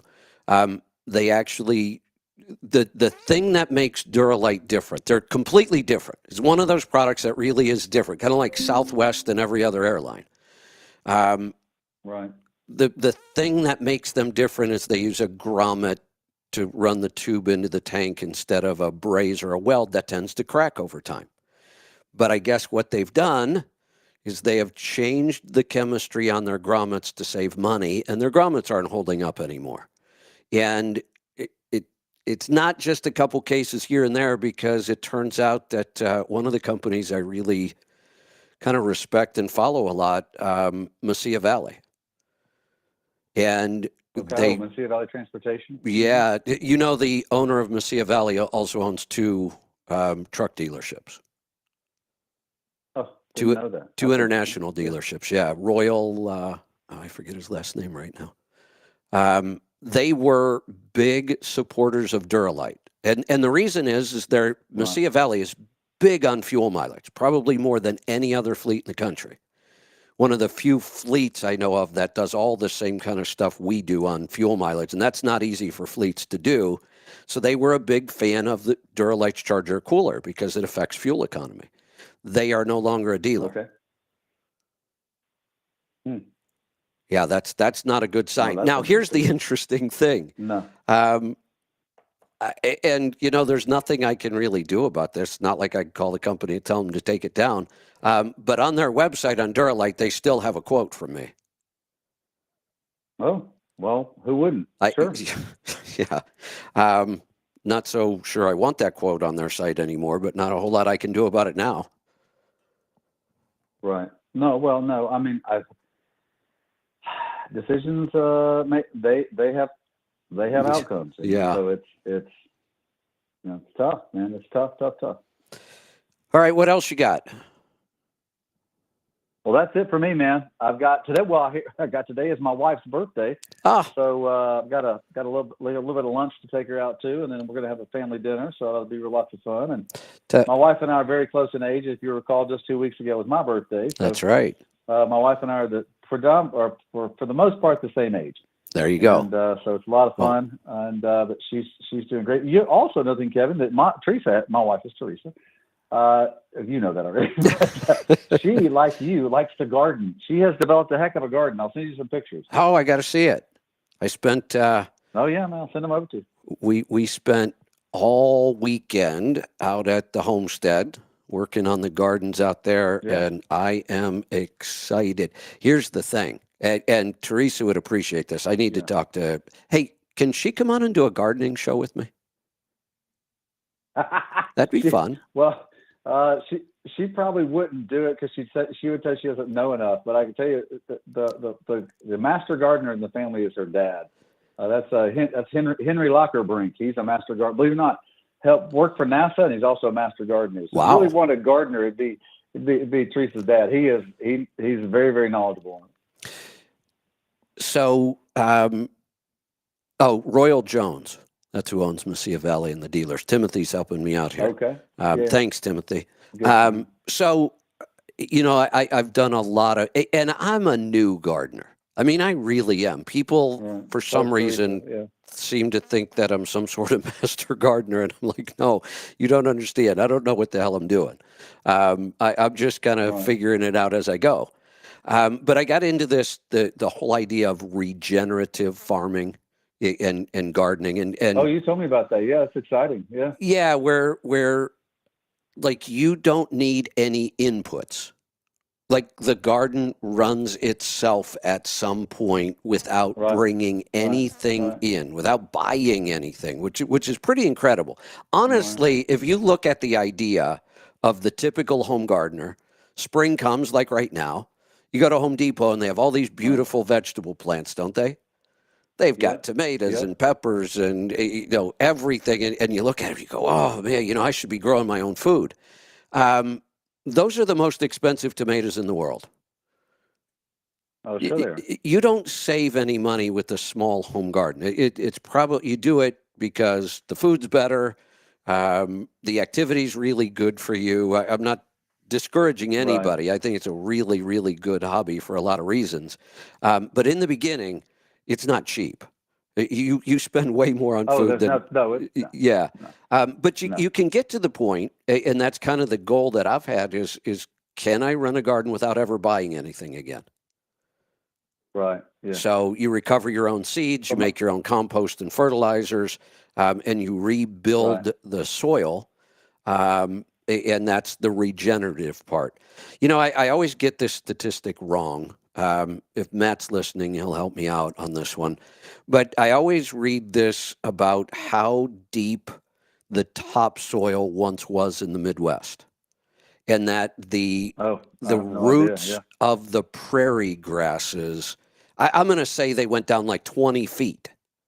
And I every time I say it, I think, am I just totally wrong on this? Because that sounds crazy, but it could be even more. I always forget what it is. But we had this crazy amount of topsoil. Remember the Dust Bowl? Of course. Who doesn't? That's. I mean, I wasn't there for it. Right, but we all learned about it growing up, right? One of my favorite books, The Grapes of Wrath. It's all about that. Yeah. Really, really great story. Sure. Yeah, but basically we screwed up the farming so bad in the Midwest that we destroyed all that topsoil and it blew away, and we had famines and it was bad, and we're not much better today. We've destroyed the topsoil in most of this country. I just am now so I started working on building soil. That's really one of the books I read, and I had the author on the show. It's called Dirt to Soil. So what we have in the ground in most places is just dirt. How do we turn it into soil so it grows things and holds water, and it's really good for the environment? It's good for us, and that's the regenerative part. So I started doing that. So I've got about 4 years on some parts of my garden here at the house, and the change in the soil is incredible. Just incredible. Yeah. But I've only got maybe about 4 inches of that soil on the top. And then I'm down into the bad soil below it again. But even that makes a huge difference in what you can grow. Over at the homestead, she's got 2 gardens over there, but one specifically that is really just garden. She's been regenerative gardening that for like almost 50 years. Wow. I don't know how deep the topsoil is. I can't find the bottom. Wow. Yeah. Wow. That's impressive. I was pulling some grasses out that have these like weird one long root kind of thing. And some of the grass roots, maybe that's where this term comes from. Some of the grass roots I were pulling out were almost 4 feet long. Wow. Yeah. And that's healthy. Yeah. That's and they pull healthy out of that soil fairly easily because the soil's nice and light and loose. It's pretty incredible stuff. That is super incredible. I know that we've got some blueberry bushes that are growing on the property that we bought, and they've been there for, gosh, I don't know how long the people said, 20 years or longer, and they produce a phenomenal amount. I can't pick enough blueberries. Funny you should mention blueberries. 4 gallons of blueberries. Oh, there you go. There's more blueberry bushes on this property than anything, and they have 2 for sure in the back garden that are over 50 years old. Wow. Yeah. And then they have there's about 6 in the other garden that are over 40, and they're just about ready to crank out a bunch of blueberries right now. Fantastic. I just sent you a picture of all the blueberries I picked Saturday. I was out there for about 2 hours picking blueberries. But man, I've got to run. I got to get to my birthday lunch with my wife, and man, I could talk gardening with you all day long. And, but good show today, man. Go ahead. Yeah, what you got? Tell Teresa I said happy birthday, and if you guys stop by, I'll make her wings. Fantastic. That sounds great. Every single time. All right, buddy. Take care. We appreciate being on the show today. All right. Talk to you soon. Thanks. See you. Thanks, Kevin. Bye. All right. We are going to continue on with the phone calls. I'll stay here till we run out. I'm going to get to the calls now. James in Oklahoma, thanks for being patient. What's on your mind today? Hey, Kevin, it's James. I was in your coaching right when you first started with my gut problems. Yeah. I don't know if you recall. I do. Yeah, I'm still having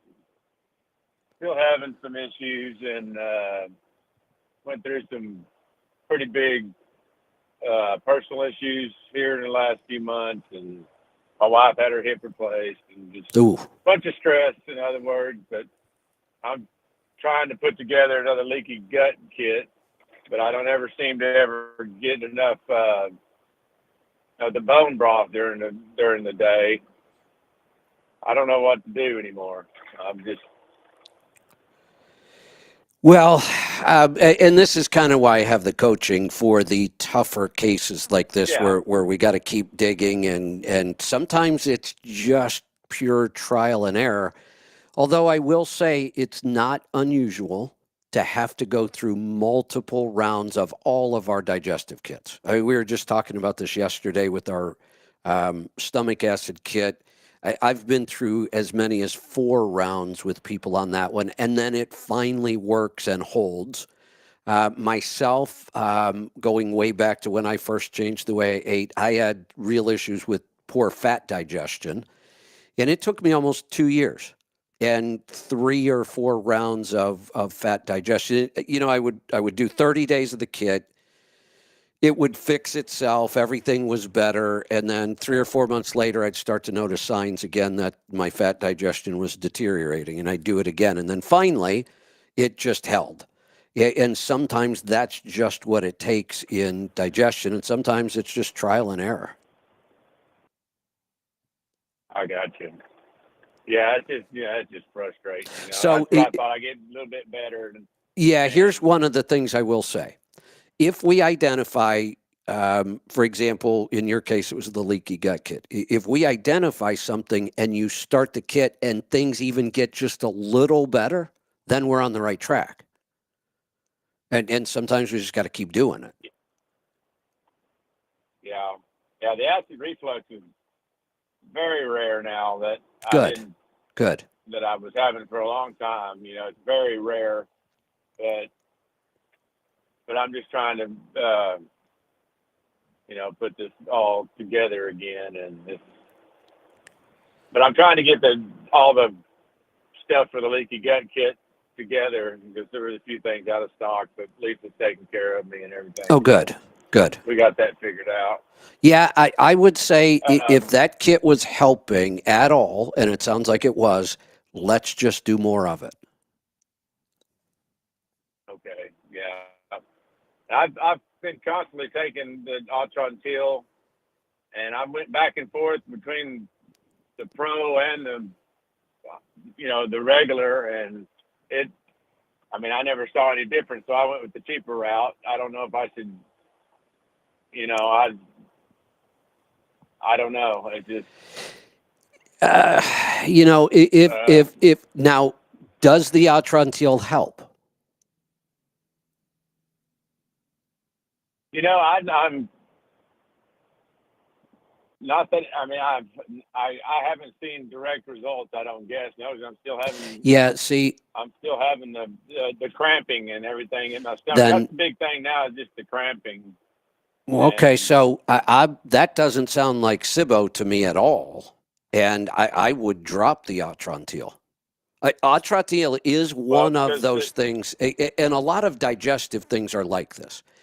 We should feel results pretty quickly. If Ultrantil is going to work, we should know it pretty quickly.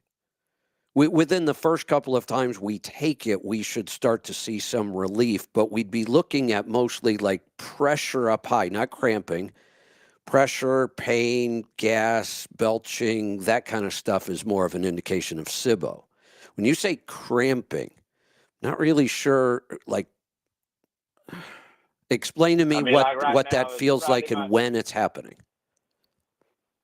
like right now. I mean, right in my belly button area, it just feels tight. See, and just that's actually twisted. a little too low for SIBO. SIBO, we would feel a little Well, I higher up had than that. SIBO. The fit test. The fit test did show me it was leaky gut. Now, leaky gut and SIBO So are two completely different things and have nothing to do with each other. yeah, SIBO is I mean, bacteria that gets trapped up high in our digestive system and starts fermenting food. I mean, SIBO is very straightforward. We know exactly what it is. We know what causes yeah. it. We know how to fix it. But that doesn't sound like what you're experiencing. Yeah, before I did at the beginning, I had that because I could smell that Okay. smell Okay. of that food in me, but I don't have that anymore. But in that leaky gut kit, there's that Otrantils in that kit. Well, right, because in leaky gut, we do tend to see SIBO being more predominant. That's why we've got it in there. But Okay. I don't want to correlate the two. You could easily have SIBO without leaky gut, and you can have leaky gut without SIBO. Sure. Okay. That makes. I mean, that's understandable. I see that. I don't have, but I know I don't have that smell anymore that I did. That's before. good. I haven't had that in a long time. Yeah, Now that it's just like I say, it's just a constant cramp or like tightness in my stomach that it'll come and go. I mean, if I fasted, my longest fast has been just right at 24 hours for as long as I can stand it, and I'm good to go during that time. And then after I eat, okay. when it happens No, again. that's a clue, and that clue to me starts to sound like weak stomach acid. Do you notice any relief if you take the HCl, hydrochloric acid? I haven't had any of that in a long time. I would. That's what I would experiment with right now, because what I'm hearing on this call is that we could just have weak stomach acid. Yeah, and I've gotten a lot more fat in my diet also. So Which means we have to have good, strong fat digestion. So I think good, strong. we're probably having poor stomach acid, which is it makes it very hard to digest proteins. If you eat a really protein heavy meal, like if you were to, polish off a 22-ounce bone-in ribeye, would it be worse? It's always about the same as hell. I just ate 6 ribs, sitting here, and I had my breakfast, my 3 boiled eggs and sausage, and I just ate 6 ribs. Okay, waiting on hold. That's a very protein heavy diet, which is good. That's what we should be eating. But that requires strong stomach acid. And I have a feeling you've still got some weak stomach acid. Okay. Well, then I need to change my order if that hadn't been already sent out today. Yeah, I can put you back on with Brittany, and we can check that before we let you go. And that a good test of that is get a good, strong HCl product. We have several products with HCl. Which one? I used to take it with, I forget what it was called now. I haven't taken that in a long time. Which kid it was with the I forget. Which one should I take? I don't know. Well, for the test, we'll just get you the strongest, the highest dose of HCl we have, and I've got to go look through our supplements sometimes to figure out what we've got in stock. We just want a good, strong dose of HCl for this, and we're just going to test. You're going to eat a big protein-heavy meal like you just did, but you're going to start taking the HCl right before you start eating it. And you may even take, a couple when you start eating, a couple while you're eating, and maybe even one after. And if that relieves those symptoms, then we know exactly what's going on. Okay. All right. So I don't really need to mess with the leaky gut. I wouldn't do a whole kit right now. I would try to experiment with the individual supplements right now and see what's really helping.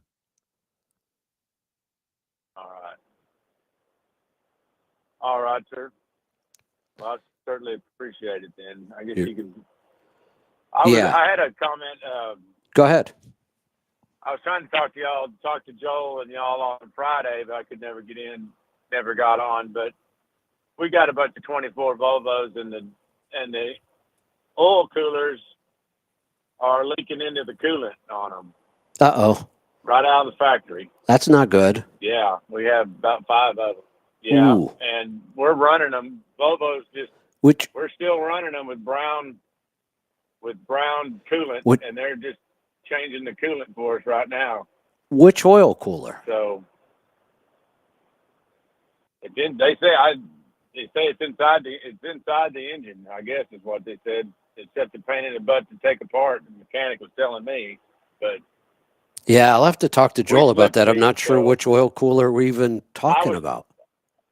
I was wanting to talk to him about it too on Friday, and it's like I say, y'all just went on and on and on. And I understand, so it's all good. But I didn't know if he knew anything about it. Well, I bet he does. So if you get a chance, I've got a note. Sometimes I lose my notes by Friday because I end up with 300 notes during the week. But if you get a chance, try calling us on Friday. I'd like to talk about it. I will. Now, like today, we slip seat. Today, I'm driving a CNG Freightliner, and we've got a bunch of CNGs too. So, but we only haul about 10,000 pounds, so it's a big deal. But they're not geared right. They don't pull with the flip. Yeah. Company, and the maintenance, like you said, the maintenance is about double. That is what the mechanics tell us too. Yeah. But they're holding up though. I mean, we've got a lot of them, almost 1 million miles on them. So. Okay. Yeah, if you get a chance, call right at the beginning of the show on Friday, and I'll make sure we go to your call early. Will do, Kevin. I appreciate it, man. Okay. Talk to you then. Thanks. Let's go to Mississippi. Phone lines are open. I am on my final call, so I may just quit after this one, or we may get some more. We'll see. Mark, good morning. Hey, good morning. Hey, so yesterday I tagged you in a post, and apparently Trump got loose over the weekend, and he made a promise to all the restaurant workers who get tips that could be tax-free. And I think that's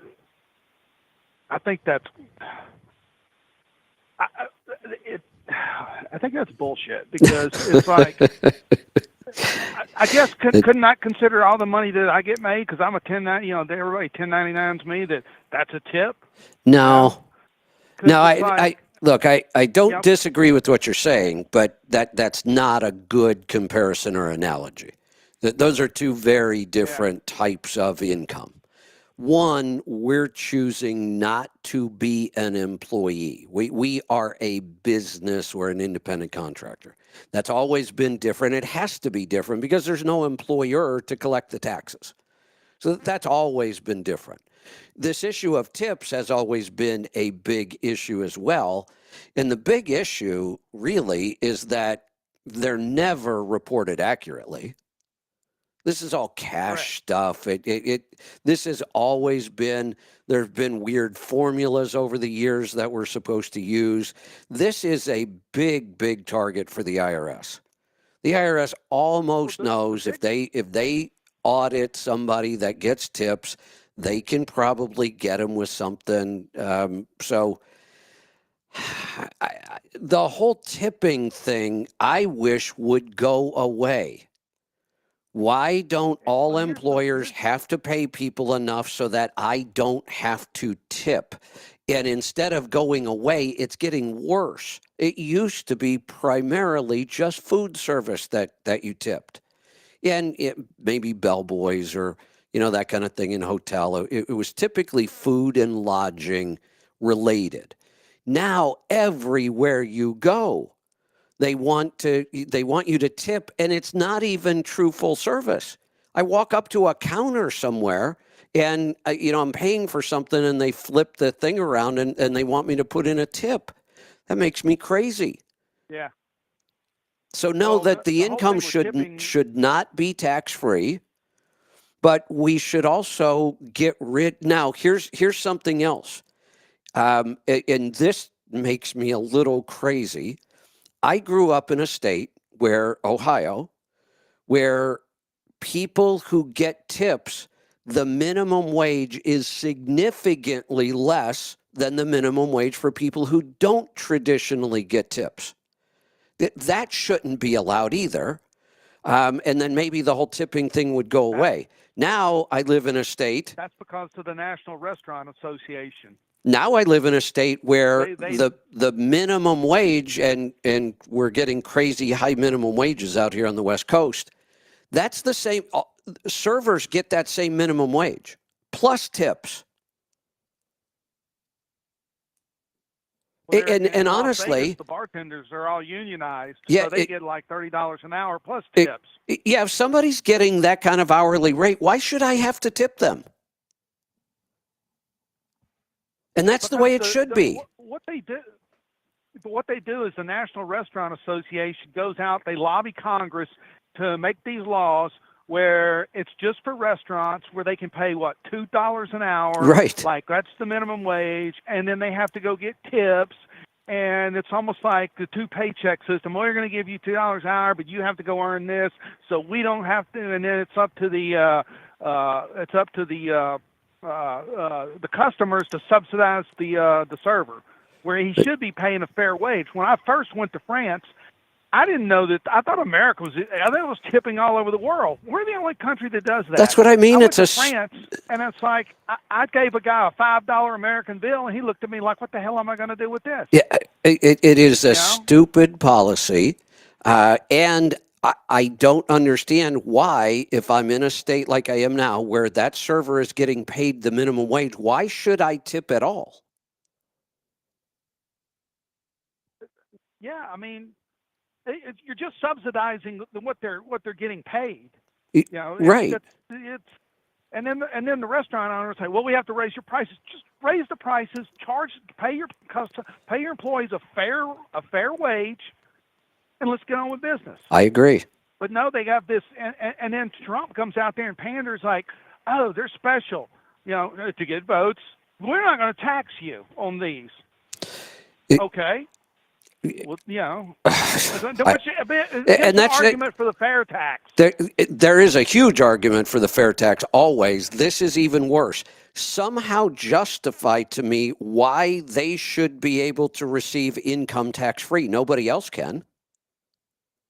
No, nobody else can. They come after you. Right. What justification do we have for carving out one specific occupation and saying you don't have to pay tax on what we have always considered part of their income? We treat their tips like it's part of their income. Then it's got to be taxed.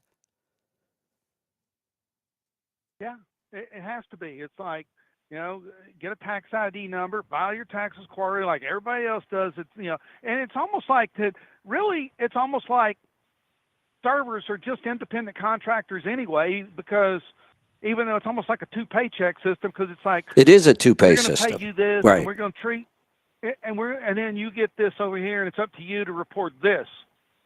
Because I mean, every time I tip, most of the time now, it's like it's just added on to the credit card, and it's like, okay, then I guess they get taxed or whatever. It's just easier for me to keep up with it that way. Well, here's something that absolutely tells us this is not about, well, you just tip because it's personal service, and if you like the service, you should tip. No, bullshit, because if I book a party of 10, you're going to add a tip onto my check whether I like it or not. Correct. So that is telling us this isn't just a gratuity. This is part of their income, and you're going to force me to pay a tip. Just pay them a fair wage and yes. be done with it. That's what they do in Europe. And we should do it here. That's what they do in Europe. Yeah. Yeah, we should do it here, because it's like it just allows all this. It allows more of the bureaucracy of the IRS to get into everybody's business, because they know that nobody does it right. They probably don't even have the intelligence or education to, and it's not because they're uneducated. They just have never dealt with it. It's like they get tips. Oh, I'm not going to pay taxes. Nobody will know. I'll put this Right. in my pocket and we'll go on. Meanwhile, now they're looking at everybody's bank accounts. If you use so much Cash App or whatever to somebody, then if over so much amount, then they're considered that a business or whatever. I mean, we're so inefficient as a company, and our government's just so full of shit. So, yeah, That is true. it's Yes. just the more they do something, the more screwed up it gets. And it's like, and who gets screwed up? We do. Yeah. I mean, the roads aren't repaired correctly, and then it's like, I was on a road in Texas trying to get to Laredo, and the road was absolutely horrible. And it's like a state highway, and it was absolutely incredibly horrible. And it's like, trying to get from Corpus Christi to Laredo the other day, and it was just, and then everybody's worried about, and we send all this money to the Ukraine and all that, and that's just, and here we just fall apart. Yeah. Yeah. And then Trump goes out and says, "Oh, we're not going to tax the restaurant workers," and everybody, yay! And then, wait a minute, they're citizens just like us. We have to pay these taxes, and it's we income. don't get any free income. Right. It's income. It happens every day. We know it's happening. We know they get paid those tips. You got to pay tax on it. That make, I'm going to make this statement. Trump getting rid of taxes on restaurant workers or people who receive tips is no different than Biden paying off somebody's student loans. Yeah. It's the same issue. Neither one of them should ever happen. Meanwhile, they continue to devalue the currency. The debasement of the currency just keeps going down. The $1 trillion every 100 days, and those kind of things are why. Those kind of things are why I'm still looking for some kind of big crash. I don't think we're going to get off easy on this one, and it's because of a lot of those things that are going on, and you can't sustain an economy like this. That's what a lot of people are worried about. We're worried about some sort of big catastrophic crash because of these policies. You can't spend $1 trillion every 100 days and sustain that. Let's go to New Hampshire. Harold, welcome. How you doing, Kevin? You just were mentioning the Nikola trucks, and if my calculations were correct, it cost you about $5 a mile for the hydrogen, it sounded like. Yeah, I didn't even get to that far because it's hard for me to do math while I'm trying to talk, but I managed to put together. That was so obvious when I looked at what they were saying this hydrogen was going to cost and then the capacity and the range. I'm like, wait a minute, I have everything I need here to calculate cost. All I needed to know was the fill up was $2,200 and I have to do it every day. Yeah, divided by 400 is $5 a mile. Yeah, that's roughly $5.50. Right, crazy. That's just your fuel cost. We currently run a truck. Fleets currently run a truck with all cost. The cost of the truck itself, the cost of the maintenance, the cost of the fuel, the cost of all permits and everything else we need, the cost of the driver. All of that stuff comes to about $2.25 a mile today. $2.25. Now we're going to be over $5 just in fuel. And what does this truck cost? Yeah, they're very expensive, I believe. The only number I ever saw for this truck was north of $400,000. I think that's right. I've seen them in the ports in California when I've gone in there to pick up cars. They don't make sense anywhere. Exactly. Only maybe to haul it out of the port to somewhere where a diesel can hook onto it, which would make some sense. It's. You mentioned Steinbeck a minute ago, and I absolutely love him. He's a great author, but he wrote a little-known book called Travels with Teddy. He wrote it in about 1966, I believe, and he built a camper and took his big poodle dog from Long Island up to Maine, across Montana to Washington, down to San Francisco area where he grew up, And then he went back along the bottom, and he was involved in some of the marches there with Martin Luther King, and he saw that stuff anyway. But he gives some great examples of how you progress in life. And he went to a bar in San Francisco that he had frequented as a young man, and he could not believe the difference of how he felt with the people that he had grown up with. And he describes things so well on the feeling of getting out on the open road and the traveling that a lot of us feel that are out here on the road. But he just described it so much better than I can. I read that book, and you're right, it's not very well known, but I've read almost everything I could find by Steinbeck. He's an amazing writer, and that one was a really interesting book. It was a good one, yeah. I was about 16 when he wrote that book, and I had been reading Grapes of Wrath and a few of the other things in high school English at the time when he was doing that traveling. So interesting stuff. Yeah, sure is. But having had 4 servers in my family out of the 5 kids, I had one. The first one was going to Santa Barbara and working on the pier out there. She bought her car with cash that she made while she was being a full-time student. So I don't know if that's good or bad, but my kids have done well by not having to pay on their tips. Well, here, let me give you a good example of how this really gets screwed up in a state like Washington or Oregon. Because in a lot of places in the country, there is 2 different minimum wages. And I don't... California was that way, too. I don't like the system of a different minimum wage for servers because that's what led to, well, now you're going to have to tip them kind of thing.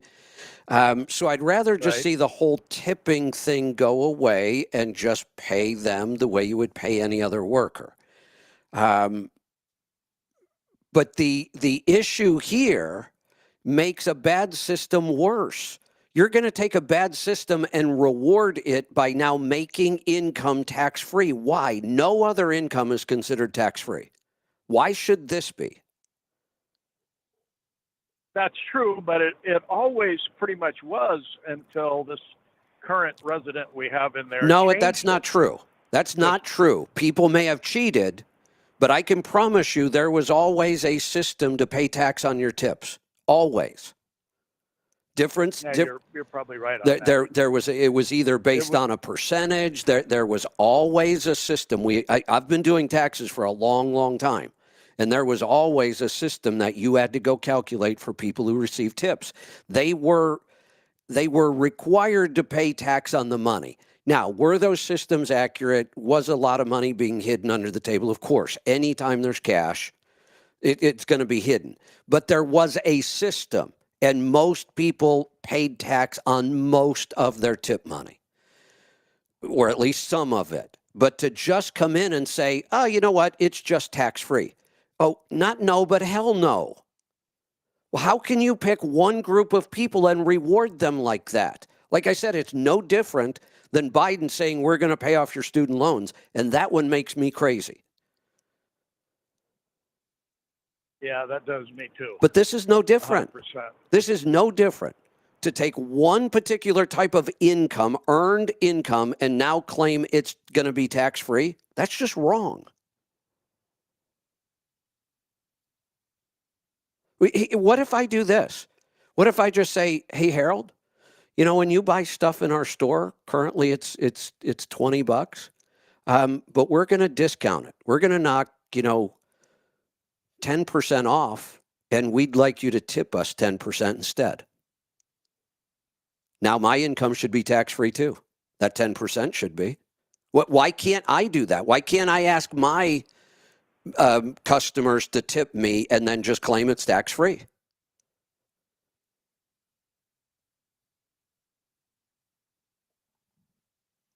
Oh, I think we lost. So the $2 or $3 I leave in the $2 or $3 that I leave for the shower cleaners every day, they need to be reporting that then, huh? They are supposed to now. The IRS is very, very clear about this. I don't care what occupation you're in. If you receive a tip, it's income. Now, most of it doesn't get paid. The servers because they get it very regularly. There's systems in place for servers. But shower attendants, I would venture to say a lot of those kind of tips just go completely unreported now. But I don't want to make that the law. Right. Yeah, I understand that. The fair tax would solve a lot of those issues, I imagine. It would. We can't. I am a big believer, and you can't have the government picking winners and losers, and they do it all the time, and it should stop.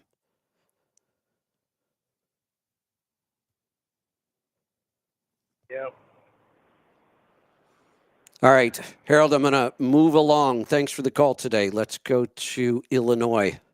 Gerald, welcome. Hey, Kevin, how's it going, my man? Good. What's on your mind today? Well, he's talking about the fair tax, and yeah, that would solve everything, wouldn't it? IRS wouldn't need to, and the April 15th, that's where all the money went, all the taxes went, was to Ukraine and war. Yeah. Now, here's the thing, and I always want to make sure people understand this, because there really are two big issues here. One, what is the best way to collect tax? What is the best way, the most efficient way, the most fair? I don't even like the word fair, but we'll use it. What's the most fair, efficient way to collect taxes?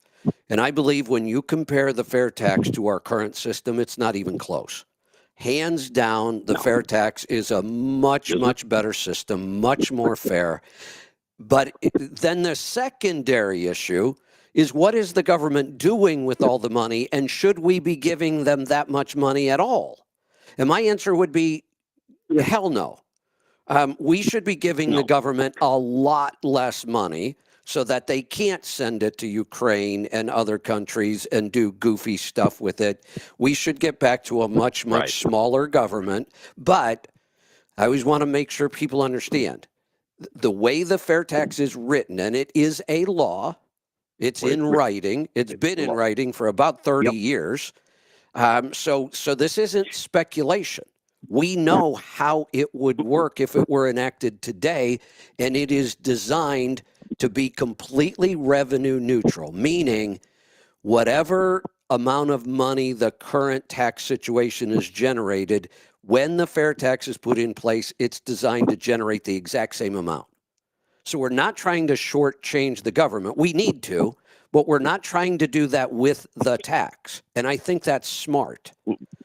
Not that it matters, because even though they were smart enough to know that, they still can't get it passed. And then I heard this: why pay taxes? We'll just print more money. We print more money than we pay in taxes. That seems to be the big problem right now. Right. That seems to be you can't just keep spending $1 trillion every 100 days. Oh, it's what, 35 trillion now? I think. I remember really starting to pay attention to it when it was like 19 heading to 20. And it didn't change all that fast. I mean, we thought it was changing fast back then. Nothing like now. I am shocked that we are now almost double that and going up $1 trillion every 100 days. That means we will add close to $4 trillion a year in new debt. That's just not sustainable. Yeah, and I just wonder, how much money, we can keep doing that until we have a big catastrophe. That's what everybody's worried about.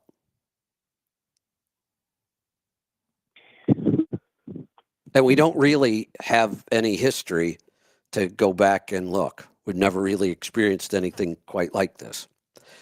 Let's go to Texas. Benjamin, welcome.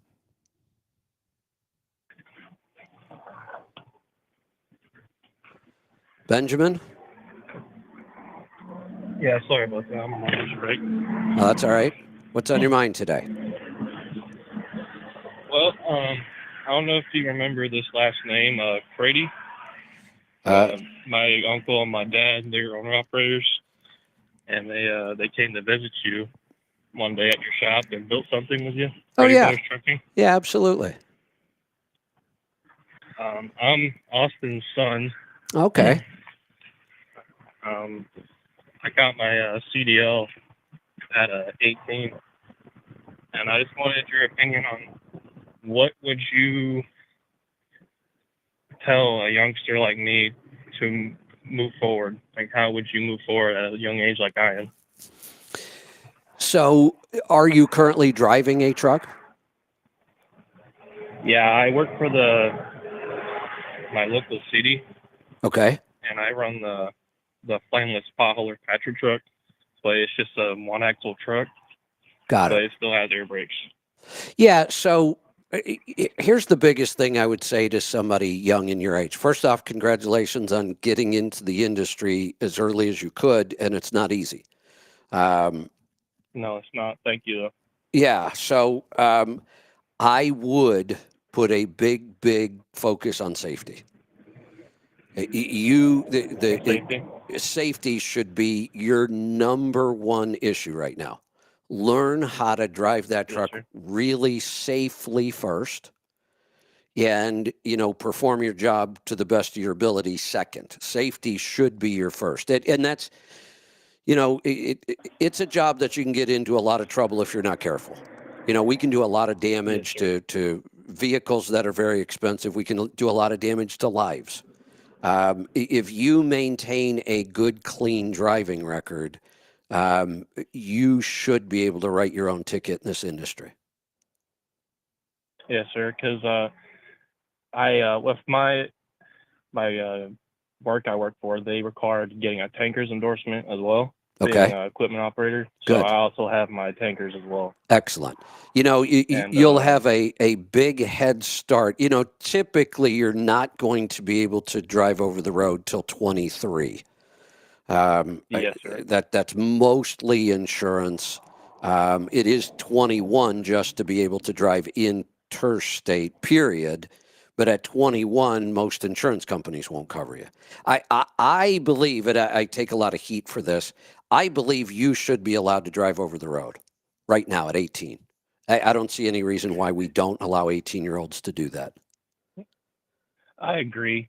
But I guess it's just all politics and stuff like that. Because I saw a deal the other day about Washington talking about possibly bringing 18-year-olds back in the industry. But that's politics. They should. And honestly, it is the trucking industry, I think, that fights against it more than anybody, and I don't understand why. We would get much better quality people if we would allow people like you to come in at 18. But what happens is people look at this industry and go, what do you mean I can't drive over the road till I'm 23? They've got 5 years in some other industry already. Why would they leave? What are the odds that they're going to leave that industry and come to trucking at 23? We miss out on a lot of really good quality people because they have to wait till they're 23 to even come into the industry. And by that time, they've started a career, they've found another industry, and we miss out on a lot of those. And I think we should change that. But I get a lot of pushback from other drivers on that. I agree. There is another thing. They look at the kids on social media that are out partying, drinking, getting in a lot of trouble and doing irresponsible things. But then there's the other side like me that, are still behaving, not doing all that, trying to wait a make minute. a living. Wait a minute, Benjamin. That kind of behavior is not exclusive to young people. I know 60-year-olds that Correct. do that. I was. No, I know. You're trying to be fair. Exactly correct. But I'm going to be even more fair. That happens at any age. That's just the character of the person, and that's not going to change. And we allow 18-year-olds to do an awful lot of really dangerous things. I don't understand. Correct. And being drafted into the war. And operating multi-million-dollar machines. I was responsible for a very, very expensive helicopter at 19 years old. Not only was I responsible for the expensive piece of equipment, I did all the maintenance on it. There's two pilots, two yeah. human lives that are in there, and when something breaks on a helicopter, it's not good. Yes, sir. But I could also, I was also accepted into flight school at 19 to go fly that helicopter too. I promise you this. Yeah. That helicopter is far more complicated and dangerous to fly than any truck we have on the road anywhere. I agree. And then what about no. our crazy, fighter jets that are even way more expensive and more complicated than a helicopter? We allow young people to fly those. It just doesn't make any sense to me. And here's another one that doesn't make sense. Why is an 18-year-old safe to drive all over Texas with any kind of truck they qualify to drive, but the minute they cross the Red River, they're now unsafe? How does that make any sense? I don't know. It doesn't. Just politics. Yes, sir. Another question was, I'm trying to get my my fifth wheel restriction off because when I took my test, it was only a dump truck, so it only had the pencil hook. Okay. Fifth wheel, and when I got that, they had just changed it to where you have to have a truck that has a fifth wheel to be able to have a fifth wheel endorsement. I didn't even know there is a fifth wheel endorsement. Apparently. I wasn't even aware of that. They just changed that this year in Texas at least. And another thing is, when I went to go take my driving test, I had to do parallel park. They had changed that this April, where you don't have to do that anymore. Now it's just a forward park. Is there still alley docking? Alley back? Yeah. The offset backing, yeah, there's still that. Okay. It's a whole different deal. Apparently they made it easier now. Now, instead of getting one section of the truck, it's always going to be the whole truck. So you start within the cab, outside. Yeah, see, I have a problem with that too. We're going to restrict 18-year-olds and not let them drive interstate at all, and we're going to make it easier for everybody else to get a CDL. We should be making it harder, not easier. True. Now, here's another thing that I told my dad about. I don't believe. Oh, sorry. I don't believe at this point. At some point, maybe, I don't think we should have been issuing exemptions for people who can only drive auto shifts. That too. At some point, every truck on the road is going to be an auto shift. I get that, but we're still quite a ways away from that.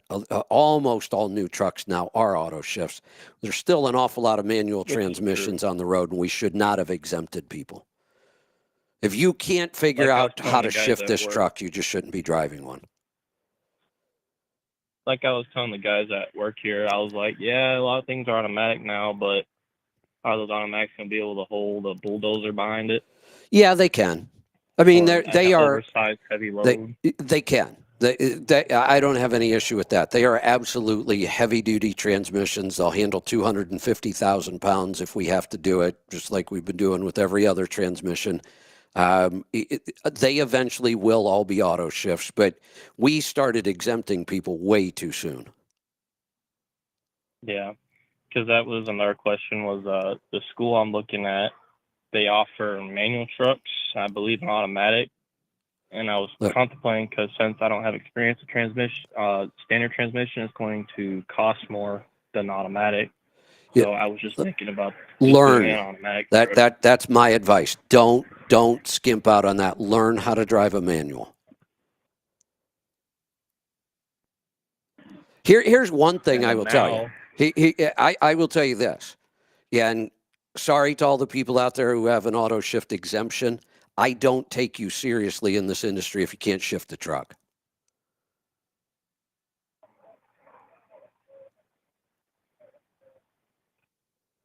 I guess for the mega fleets, it makes sense for them. They'll buy all auto shifts. Yeah. They need drivers. But in my opinion, if you're going to be in this industry, learn how to shift. Makes sense. Because with that, being said, with that school in April, like I said, they changed a lot of stuff in April in Texas, is where to now in Texas, if you try to get a restriction off your license for commercial vehicles, you have to go get a DOT physical done. You have to get a medical card to be able to get those restrictions off. Got it. Yeah, I would, my advice to you, one, focus on safety. Two, get as many qualifications as you can, not the other way around. Don't go with an auto shift exemption. You know, get the more qualifications you have, the more valuable you are in the market. Okay, makes sense. Well, here's an easy one for me. If I'm looking to hire a driver and I have two applicants and I love everything about them, I've talked to them. I'm excited about both of them, but one has an auto shift exemption. This is a no-brainer. Who am I hiring? The person without the exemption, no doubt. I don't care how good the other person is. Understandable. All right, Benjamin, good talking to you. Great to have you in the industry. Keep calling. Let's go to Texas. Danny, welcome. Hey, Kevin. What's on your mind? I'll try to run through this real quick here. If I cut out, it's this AI headset cutting out on me every once in a while. So just so you'll know. Okay. I agree with you on the 18-year-olds. When I lived in Texas, there in East Texas, we ran out to LA and back. The one of her kids there, I actually taught two of them, but 18 years old. Heck, you got 650 plus miles before you hit New Mexico. I mean, that was a lot of practice driving. So, well, and how is that any different? Just because you cross some imaginary line on a map, how do we then become unsafe? It is so illogical. I know. I know you've seen the picture. I got the super singles. I got the wheel covers on the tractor, and I bought the TST, the monitoring system, which I think is pretty cool here, but I'm still trying to figure out how to read it. It scrolls through 1 through 4. Sometimes it'll skip. It might only be 1, 2, or it's not picking up the signal once in a while. I don't know if that's normal or if that's an issue or not. What's happening? You know, I don't think this is, I got it off Amazon. It's a TST brand. The tire pressure monitoring. It's got the temperature and the pressure. We used to carry TST. And it scrolls.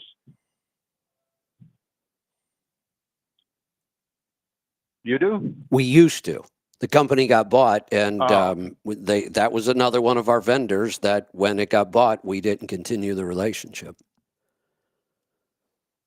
I'll have to check into it. And I mean, it's nice to have. I'm surprised I never got one years ago because, I mean, especially with the super singles. Yeah, they are really nice to have. Yeah, the wheel covers and fairings. TJ was nice enough to send a bunch of stuff here. I'm at his warehouse in Texas, and I got the chassis fairings for the tractor. Okay. And a set of wheel covers for my trailer.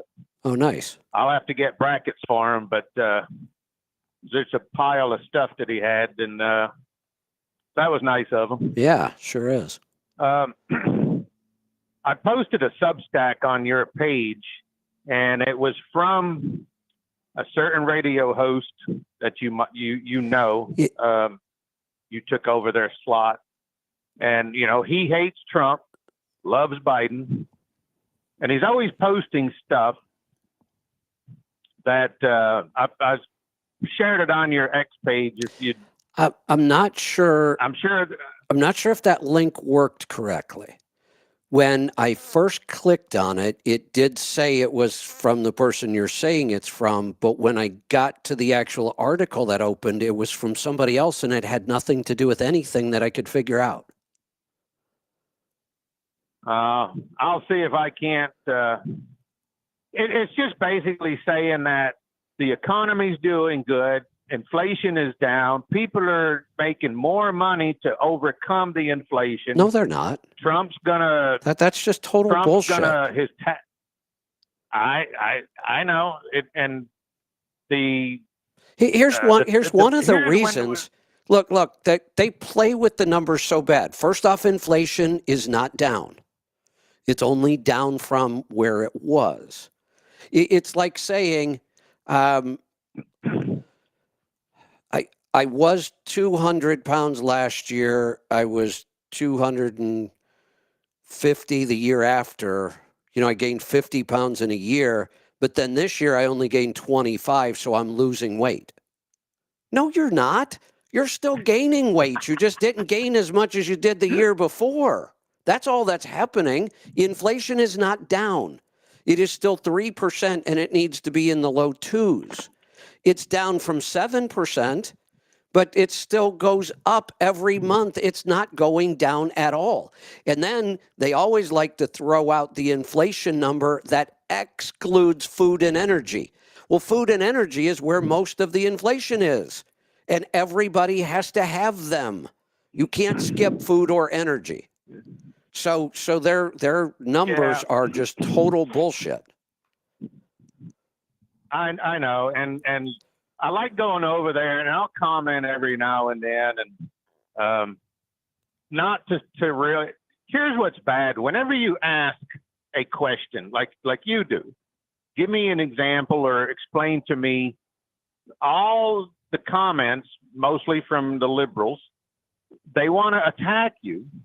You're a part of the problem. You're the reason. It's like, all I'm asking is a question, but you can't. You know how it is it's like being in spaces with some of them guys. But two more things real quick from Friday's show, and Joel and Henry, two great drivers, and I mean they're impressive. But one of the comments you're talking about bearings on the older engines at 250,000. Yeah.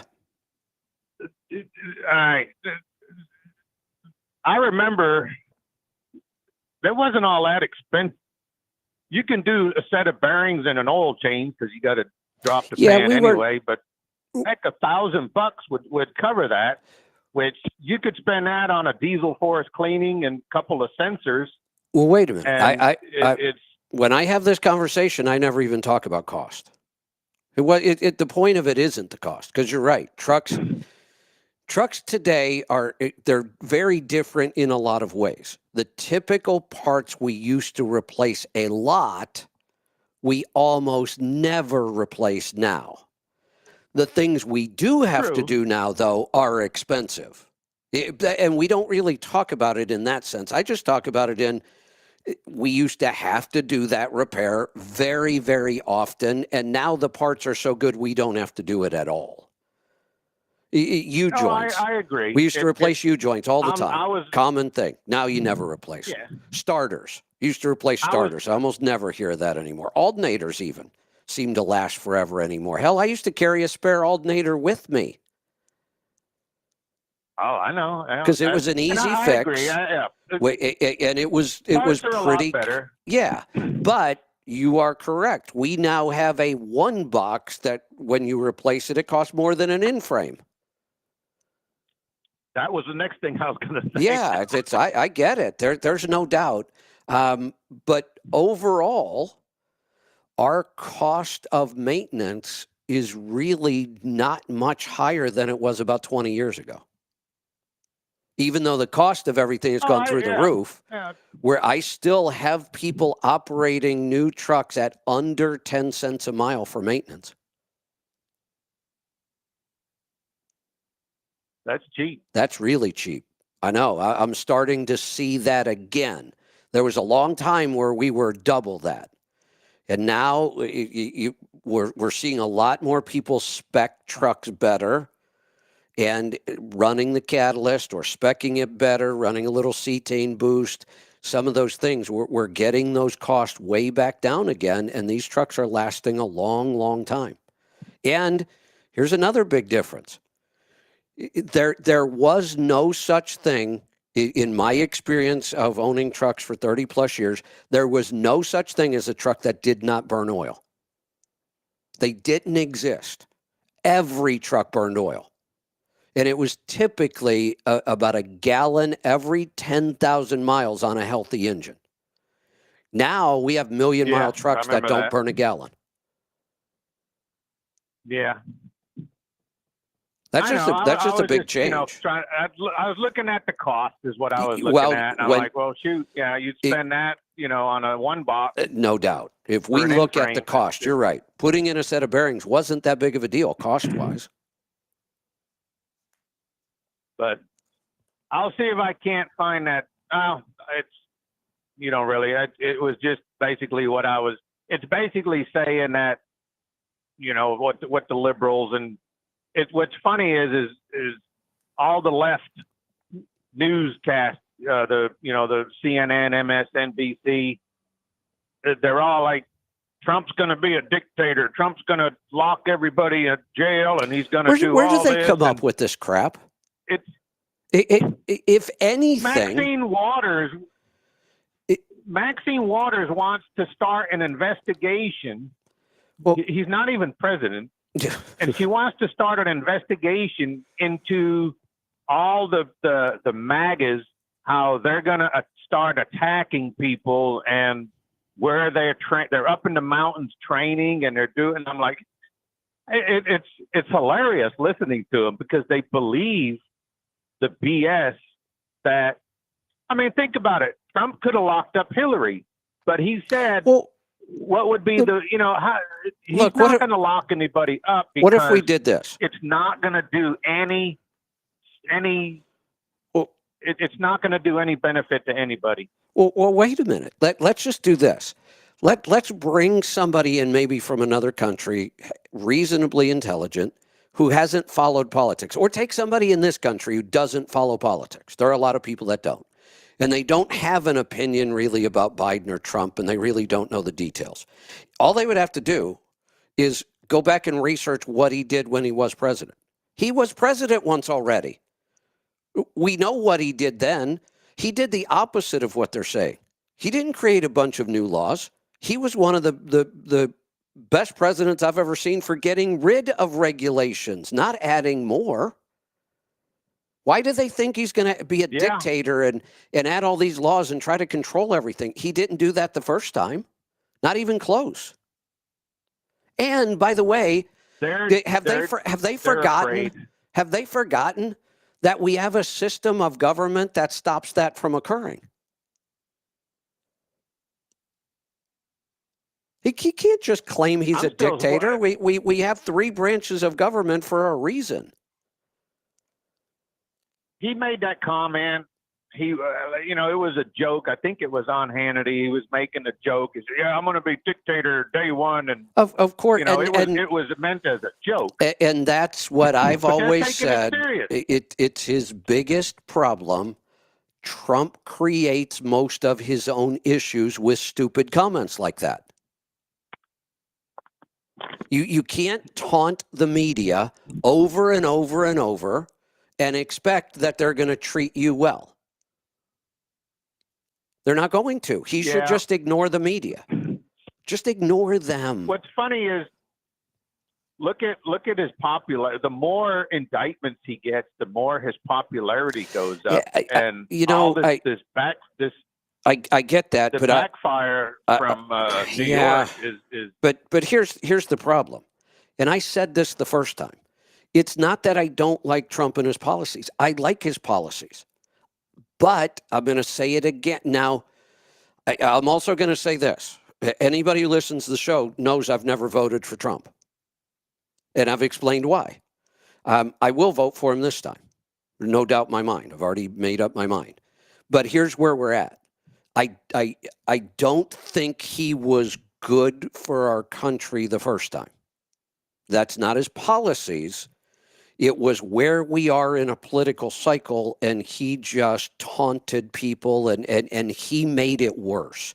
I wish he would have just put his head down and gone to work, and done all the things that he was doing, good policies, ignore the media, don't fight with everybody, just put your head down and go to work, he would have been another Reagan had he done that. But he didn't do that. And he made the political environment even worse. Now look at this election. How can anybody have any hope at all that this election can improve our country? It can't, no matter who wins. If Trump wins, he may start to enact good policies again, but the country is going to be a disaster because he makes people crazy and he continues to do it. Biden can't possibly be president again. That just to me is out of the question. But what do we have to look forward to? We do not have a good 4 years coming politically. We just don't. You know what I hear a lot? Everybody says that the economy under Trump was good because he inherited it from Obama. No, that's not true. And the reason the economy is so bad is China Joe inherited it from Trump. That's bullshit. How a lot of the liberals are. That's what the liberals say. Well, you have to be brain dead to not understand what policies Biden put in place that killed our economy. He didn't inherit a bad economy. He put policies in place on day one that did this. Yep. All right. Got to cut you loose. I thought today was going to be an easy day, and I'm barely going to get out of here on time. I had to turn the phones off. Let's go to California. Tom, welcome. Yeah, man. What's up? Yeah. These guys are trying to outweight me, have me help them unload this truck. And I'm like, no, bro, it doesn't work that way. Anyway, what I wanted to say, about manual transmissions. Yeah. Thank you very much. Sorry about that. Manual transmissions. My 2023, it's a lease through Penske that I always drive, the Freightliner Cascadia DD15. Okay. It's 2,001 miles. It's through a rod. Just going down the road, 65 miles an hour, bam, cruise control on, spun it, through a rod. Have you heard of any of that? Did you post this? I put it on Twitter, yeah. Sort of asking. Nobody. I heard 500,000 miles. The reason I asked that is because I read it, but I couldn't remember if it was you or not. And I wanted to make sure I wasn't hearing it twice. Yeah. No, this is not normal. This is and I don't think it's going to become common. I don't know why it happened. A lot of times on a case like that, you can't figure out why it happens. You got a bad part. That something. Yeah, I now it could turn into a problem. What year was this one? 23. Yeah. See, that's new enough that maybe there is a problem. We just haven't identified it yet. But this is the first I've heard of it. Yeah. So that wouldn't even be with the Penske's PMs that suck. You know what I mean? Here's the. I swear. Yeah, but I could say this. We could run a truck on 100,000-mile oil changes without a bypass filter, and you still shouldn't throw a rod. Still shouldn't throw a rod. That's what I was thinking. Right. So that's what they're doing. They're just getting as cheap as they can on their maintenance and then selling them off before they have something like that happen. Everybody does that now. All the big fleets, they've all changed their maintenance. They know that they can do almost nothing to these trucks and get rid of them at 400,000 to 600,000 miles, and it works for them. It makes sense. Right. But that did not cause this problem. Well, yeah, okay, cool. That's good to know. And then, so the reason I called them was that when they took me out of that, the only option I had was to go into a manual transmission for 10 days or so.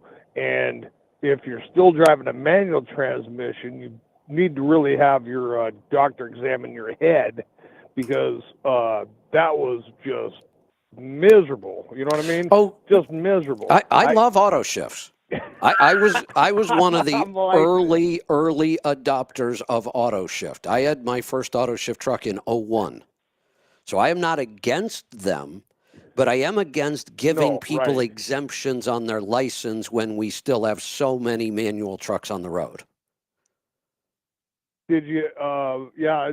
Speaking about being able to drive a manual, there was a thing on Twitter or YouTube or something the other day where these clowns in Chicago tried to carjack somebody, and then they got in it, and it was a manual transmission. I mean, I don't know if they beat them up or whatever, but they had a gun, and then they, like young kids, and then they jumped in the car, and then they jumped right back out and run away because Yeah. they didn't know how to drive a manual. Yeah, it's kind of fun. And you know what? Um, I don't know how to ride a horse.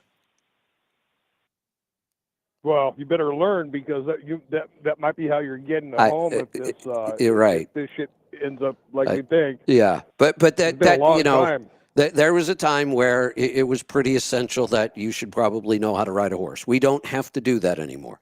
At some point, it's not going to be essential that you know how to drive a manual because they won't exist at some point. No, yeah, it'll go the way of cursive writing, right? Yeah. Yeah, and then tips and Trump. We all know what's going on with the lunatics in there that were all in the hills waiting for the election and we're going to come down. But I don't think tips, even at the restaurant, I don't think tips should be taxed. It's such a minuscule amount of money. Everybody's cheating on it that gets cash anyway. It's just. It probably, so they say if you send $1 to Washington State, by the time it runs through all the bureaucracies and everything, you only get 50 cents back, paying all the wages and everything else, Granted, it's in the laws now, but if we do get a Congress in there that makes any sense, they can pass a law that just says, no tax and tips, which, I mean. Well, wait a minute. You're going to have to wait. I'm not opposed to it. I am, and here's why.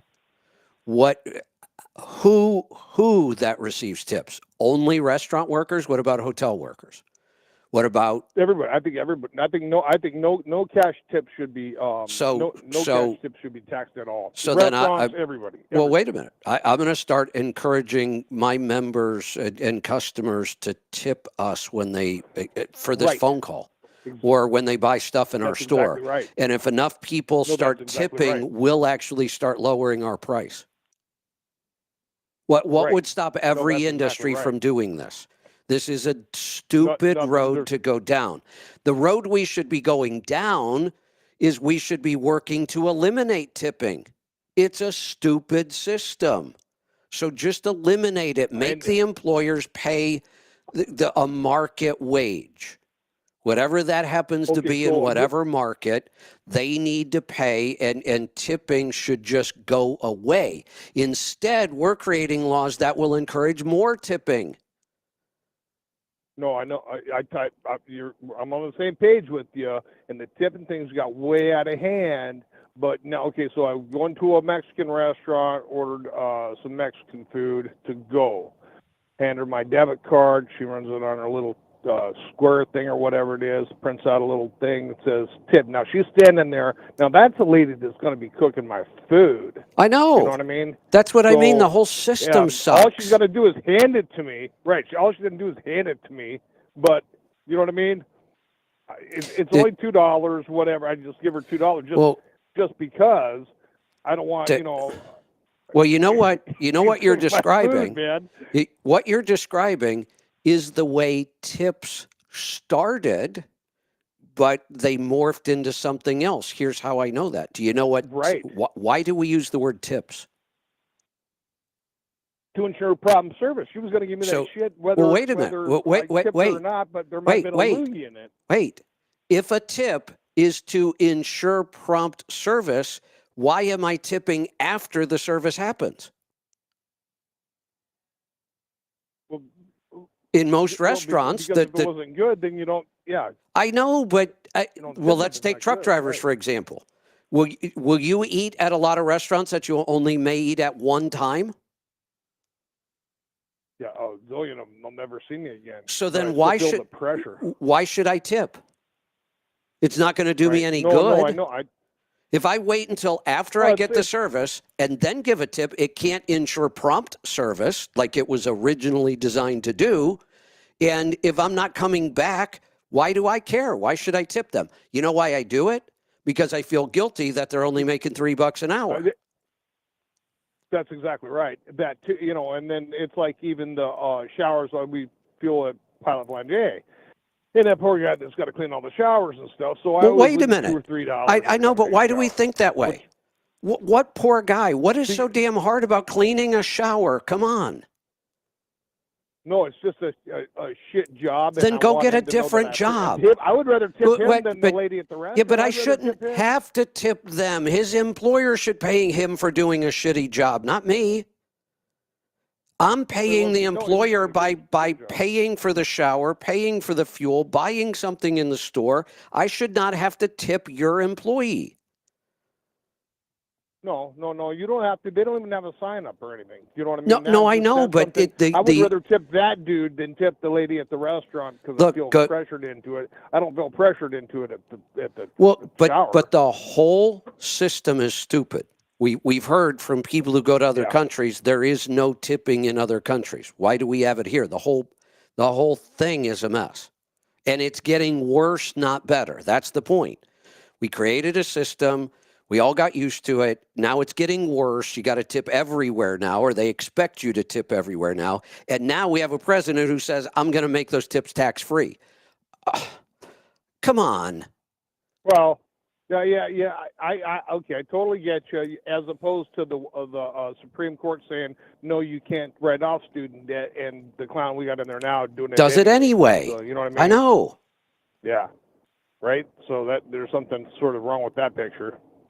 Yeah, and speaking of if you just don't listen to Trump, you're way better off.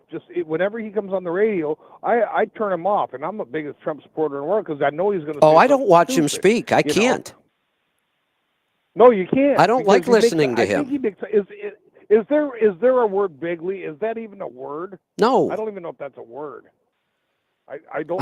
Maybe, like I said, I love his policies. I don't like listening to him talk.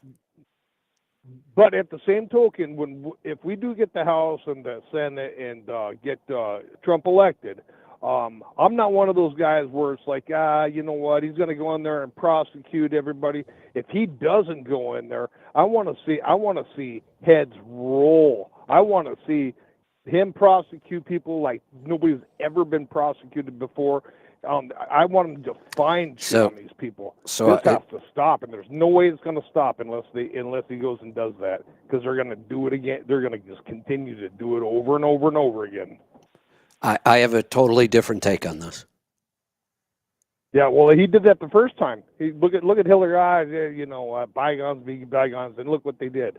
Look what they did. What? It's never going to stop. What did they do? They sort of indicted him 4 different times and just convicted him for 53 misdemeanors that they turned into felonies that they don't even have jurisdiction for. So if he goes back in and just tries to prosecute everybody, we're going to have 4 years of trials, and nothing happens anyway. No, I don't. What good has any of this done anybody in our country? The multiple impeachment attempts have done no good. I think he should do the exact opposite this time. He should come in. He should stop talking about the media. He should stop talking about other politicians. He shouldn't prosecute anybody. He should get down to the business of turning this country around. That's what every waking minute should be about. Not prosecuting anybody, because it's not going to make anything any better. He should do. Yeah, that's what he should do. But that's what I mean. He has an attorney general. He has an attorney general, and the rest of them just go look. Here's the list. No, don't, because that's all anybody is going to focus on. And then what's going to happen? Okay, we have 4 years of him telling his AG prosecute everybody. What do you think's going to happen when another president or another administration gets in? We are going to become a nation that does nothing but fight, and that's all we're doing now. We need another Reagan. We need somebody that gets in there 30, and does such a good job. Different world now. These are these are Bolsheviks, man. These people are evil down to their core. But you're not going to change them by prosecuting them. And in the meantime, you'll change behavior. No, you won't. No, you won't. Yeah, the beatings will continue until the morale improves. Then. Well, how is it? Even if we look at Trump, how has it helped them to prosecute him all this time? Now it's making him stronger. Why won't that happen the other way? Right. You start prosecuting all of them, and all of a sudden their supporters say, hey, this is wrong. And it is wrong. Our government is not here to prosecute each other. Our government is here to run the damn country. Right. No, I agree with that part of it, but I just don't think it's going to stop. I don't think it is either, but I want it to. I don't want Trump to come in with an agenda that I'm going to prosecute everybody. Come in with an agenda, put your head down, be quiet, and run the country and make enough improvements that do we believe, if we listen to the media, and I listen to other media as well, I do believe that Trump has gained a lot of new support just recently in the last year. Yeah, I think he has too. Just then double. It's not so much Trump's. It's look, if they're willing to vote for you, even if they don't like you, if they're willing to vote for you because the other side is so bad, which is where we are right now, use that to your advantage and win them over forever. Don't go in there and start prosecuting and then end up with no results, and we're in the same boat we are in a couple of years. Then they're just going to be just as pissed off at Trump, and they'll be looking for somebody new. And we'll end up with somebody like Kennedy or who knows who. Go in and win all of those new voters over permanently by making the country better.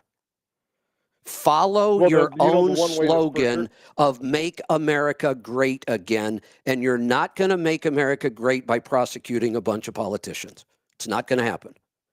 Yeah. I'd sure like to see him. I don't think he'll do it because it's too much of an alpha male too, but put in a DeSantis, because I think DeSantis would be more like that. You know who I want? Honestly? Who? I've decided on. Don't you dare say Tulsi Gabbard. Don't you dare say Gabbard. I'm going to have to hang up on you then, because I'm going to say Tulsi Gabbard. Now, I am hanging up on you, so you can't respond to me. I'd love to see Tulsi for a lot of reasons. I don't agree with all her policies, but I'm closer to her than I am almost any other Democrat. Now, she's an independent, but I believe that it really strengthens the ticket a lot in a lot of ways. But he's going to pick, I mean, the people I see him choosing from right now, I'm not impressed with at all. But that's an ego thing. So, and I got to move along. I have one more call to take. Eric, you get the final word today. Oh, good, because I only have 12 things I want to talk about. Hey, one thing I got to tell you. Actually, one thing I got to tell you, though. If I were still on Sirius, you wouldn't be talking to me right now. Oh, I know. You'd have been like, boop, done. That was my only choice. Playing the commercial. Yeah. Actually, I just had a quickie thing, and I forgot what it was, so forget that one. I'm going to back up and go earlier. You were talking about some dude that has made predictions about the economy back in 2017 or for 2017. And I don't know what his predictions were based on, but even though I know you don't like him, Robert Kiyosaki wrote a book called Prophecy, Rich Dad's Prophecy, that predicted an economic collapse or decline at least in 2016, totally based on the baby boomer generation, being retired out of the market and the stock market and everything else, because they would start to draw their Social Security checks at 65, going on 67, and then at 70 and a half years of age, they have to start drawing out of their 401k plans that were only, invented back in 1974. So he was predicting, okay, both you've got an increase in the amount of Social Security tax burden on everybody who's left working, and then you've got the stock market being reduced by everybody having to sell out of it to make their 401k withdrawals. So I don't know what the guy you're talking about, because I missed part of it. But. Well, here's one of the problems I have with Kiyosaki. And you're right, I don't like him. That's a logical prediction, so I'm not arguing with that. What I'm arguing, or why I don't like him, is he then takes those predictions of doom and gloom and uses it to sell gold and silver. I get that, and I agree with you on that. And I have a problem with that because he, well, yeah, and it's also because if you read his other books, which I'm sure you haven't, but he talks about getting into gold and silver mining back in the 2000s or whatever. So yeah, well, once you're running gold and silver mines, you want people buying gold and silver. So that's just how that ended up. And traditionally, it is a horrible investment. Sorry. Historically, it's math. We can go back and look at the numbers. Historically, precious metals are horrible investments, and they are used as they use fear to sell them in bad times. I don't even understand the logic of that. They supposedly gold and silver and precious metals will go up in really bad times. It doesn't always happen. And even when it does, if you look at the costs associated with investing in gold and silver, it wipes out most of your gains. It's very speculative. But then it's used as, well, but you have physical gold. So what? What the hell? Hey, give me one time in history when actually having physical gold to buy something worked or mattered. That was a long time ago. As opposed to any other currency, no. Right. I will say that. But gold and silver are not investments. They're supposed to be hedges against inflation. That if you bought gold at $1,000 an ounce, and now it's $3,000 an ounce, and you sell it, well, you protected your money by doing that. That's all that gold and silver does, except for one thing. Presumably, silver, which is actually used in a lot of things and destroyed, like electronics and whatnot, silver is supposed to someday start catching up to gold. But they've been saying that for about 25 years. Historically. Yeah, and I can go back. What'd you say? I can go back 15 years ago, and Kiyosaki was pushing gold and silver. And he still does it. And he makes an awful lot of money doing it. And I don't have a problem with people making money giving advice until I see them giving advice that goes counter to logic just because it makes you more money. Well, the funny thing was, he also was, I don't know, I've been following him since like 1996. So I can also point out that I know for a fact that he used to say, buying a gold coin is not an investment. Period. Full stop. And he incorporated it into his game cash flow. Well, somebody would buy the $400 gold coin, and it would never be worth any more than $400. So I will say. Why is he on TV selling gold and silver all the time? Information many years ago, but then he changed as he got older. I don't know. A lot of people don't agree with his idea of going into debt with real estate in order to make money. I know he and Dave, what's his name, are Dave Ramsey odds with each other. But anyway. Well, I read. Ramsey. You said I probably didn't read his book, and you're right. I didn't read that book. I read his first book, and that was the last one I'll ever read. I've read his book. Okay. I've watched what he does, and I don't like much about the guy at all. Okay. You should have at least read the cash flow quadrant. That was the one that you might have actually seen something out of that you talk about too. But like the difference between being a business owner and being self-employed. Tom, if I already talk about it, why do I need his book? Yeah, I'm sorry. I'm on my last call. I had to get rid of Tom because of Tulsi. Why do I need if it's stuff I already But Yeah. anyway. Yeah. Why do I need to read his book? I already know that stuff. And I'm not going to say I disagree with everything the guy says. I don't. Of course I don't. But I disagree with way too much that I'm not going to support his methods. I don't like his advice. I don't like the way he gives the advice. I don't like the advice he gives. I think it's far more self-serving than anything. Now, we started this because you were comparing him to Harry Dent. Harry Dent doesn't sell anything. Yeah, when you said Harry Dent, I'm like, that name's familiar, but it makes me think of like the Hitchhiker's Guide to the Galaxy or something. It's like that. I'm like, who the hell is? I thought Harry Dent was a character. But No, anyway, he's I a don't real know guy. who the guy is. But he doesn't sell anything, and that whole idea of I'm going to push you towards investments, and all of the investments he pushes you towards have big cost of trading. What do you mean? Well, what one investment do I talk most about here? An S&P 500 index fund. Me, I can't. Oh, yeah.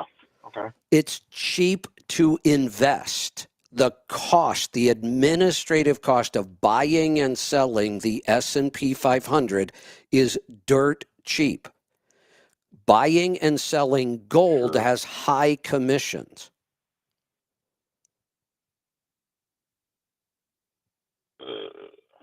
Well, some of the highest. I've never bought gold. I bought silver. They are. It was what I thought was high, but I was paying like $1 a coin for a $20 gold bullion. That's what I mean. That is outrageous costs, and that's what all precious metals are like. Yeah, that's true. Somebody is making money outside of the investment, because when I buy and sell and pay those high fees, it doesn't matter if I lose money or make money. I still have to pay the fees. So even when people are losing money in gold, the people who sell gold are making money. And you absolutely never play poker. Me? You know that, right? I don't gamble at all of any kind. Yeah. I do enough. Okay. I do enough gambling in the business. Entirely how casinos make their money. Correct. Oh. Right. They make money whether the people win or lose. He pushes all these high cost investments. That always worries me. Oh, you were talking about Kiyosaki. I thought you meant Harry Dent. I'm talking about Kiyosaki. He's always promoting high-cost investments, the investments that people make money whether the investors win or lose. Yeah, okay. That's true. Mm-hmm.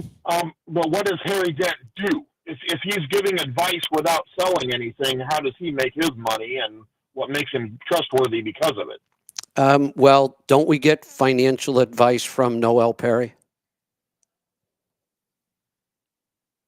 Yeah. That's his job. That's Harry Dent's job. He's an advisor. Oh, he's the same like that. Okay. Yeah. Okay. Yeah. Well, he's an analyst. Paying him, well, yeah. But here's the thing. We're just getting his advice for free while somebody else is paying him to do his job. Okay. Pretty much, yeah. Yeah, okay. He's not making any money off. Like I said, I don't know who the guy is. Yeah. He's not making any money directly off me, even though I take his advice but this is what he gets paid to do. Okay. All right, gonna cut you loose. Well, we're over time. Like I said, I thought today was going to be easy. I don't know why I thought that.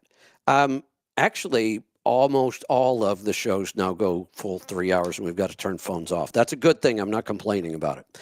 We will see you back here tomorrow for the Power Hour. Be safe, be profitable, be fit and healthy. Always do the hard work.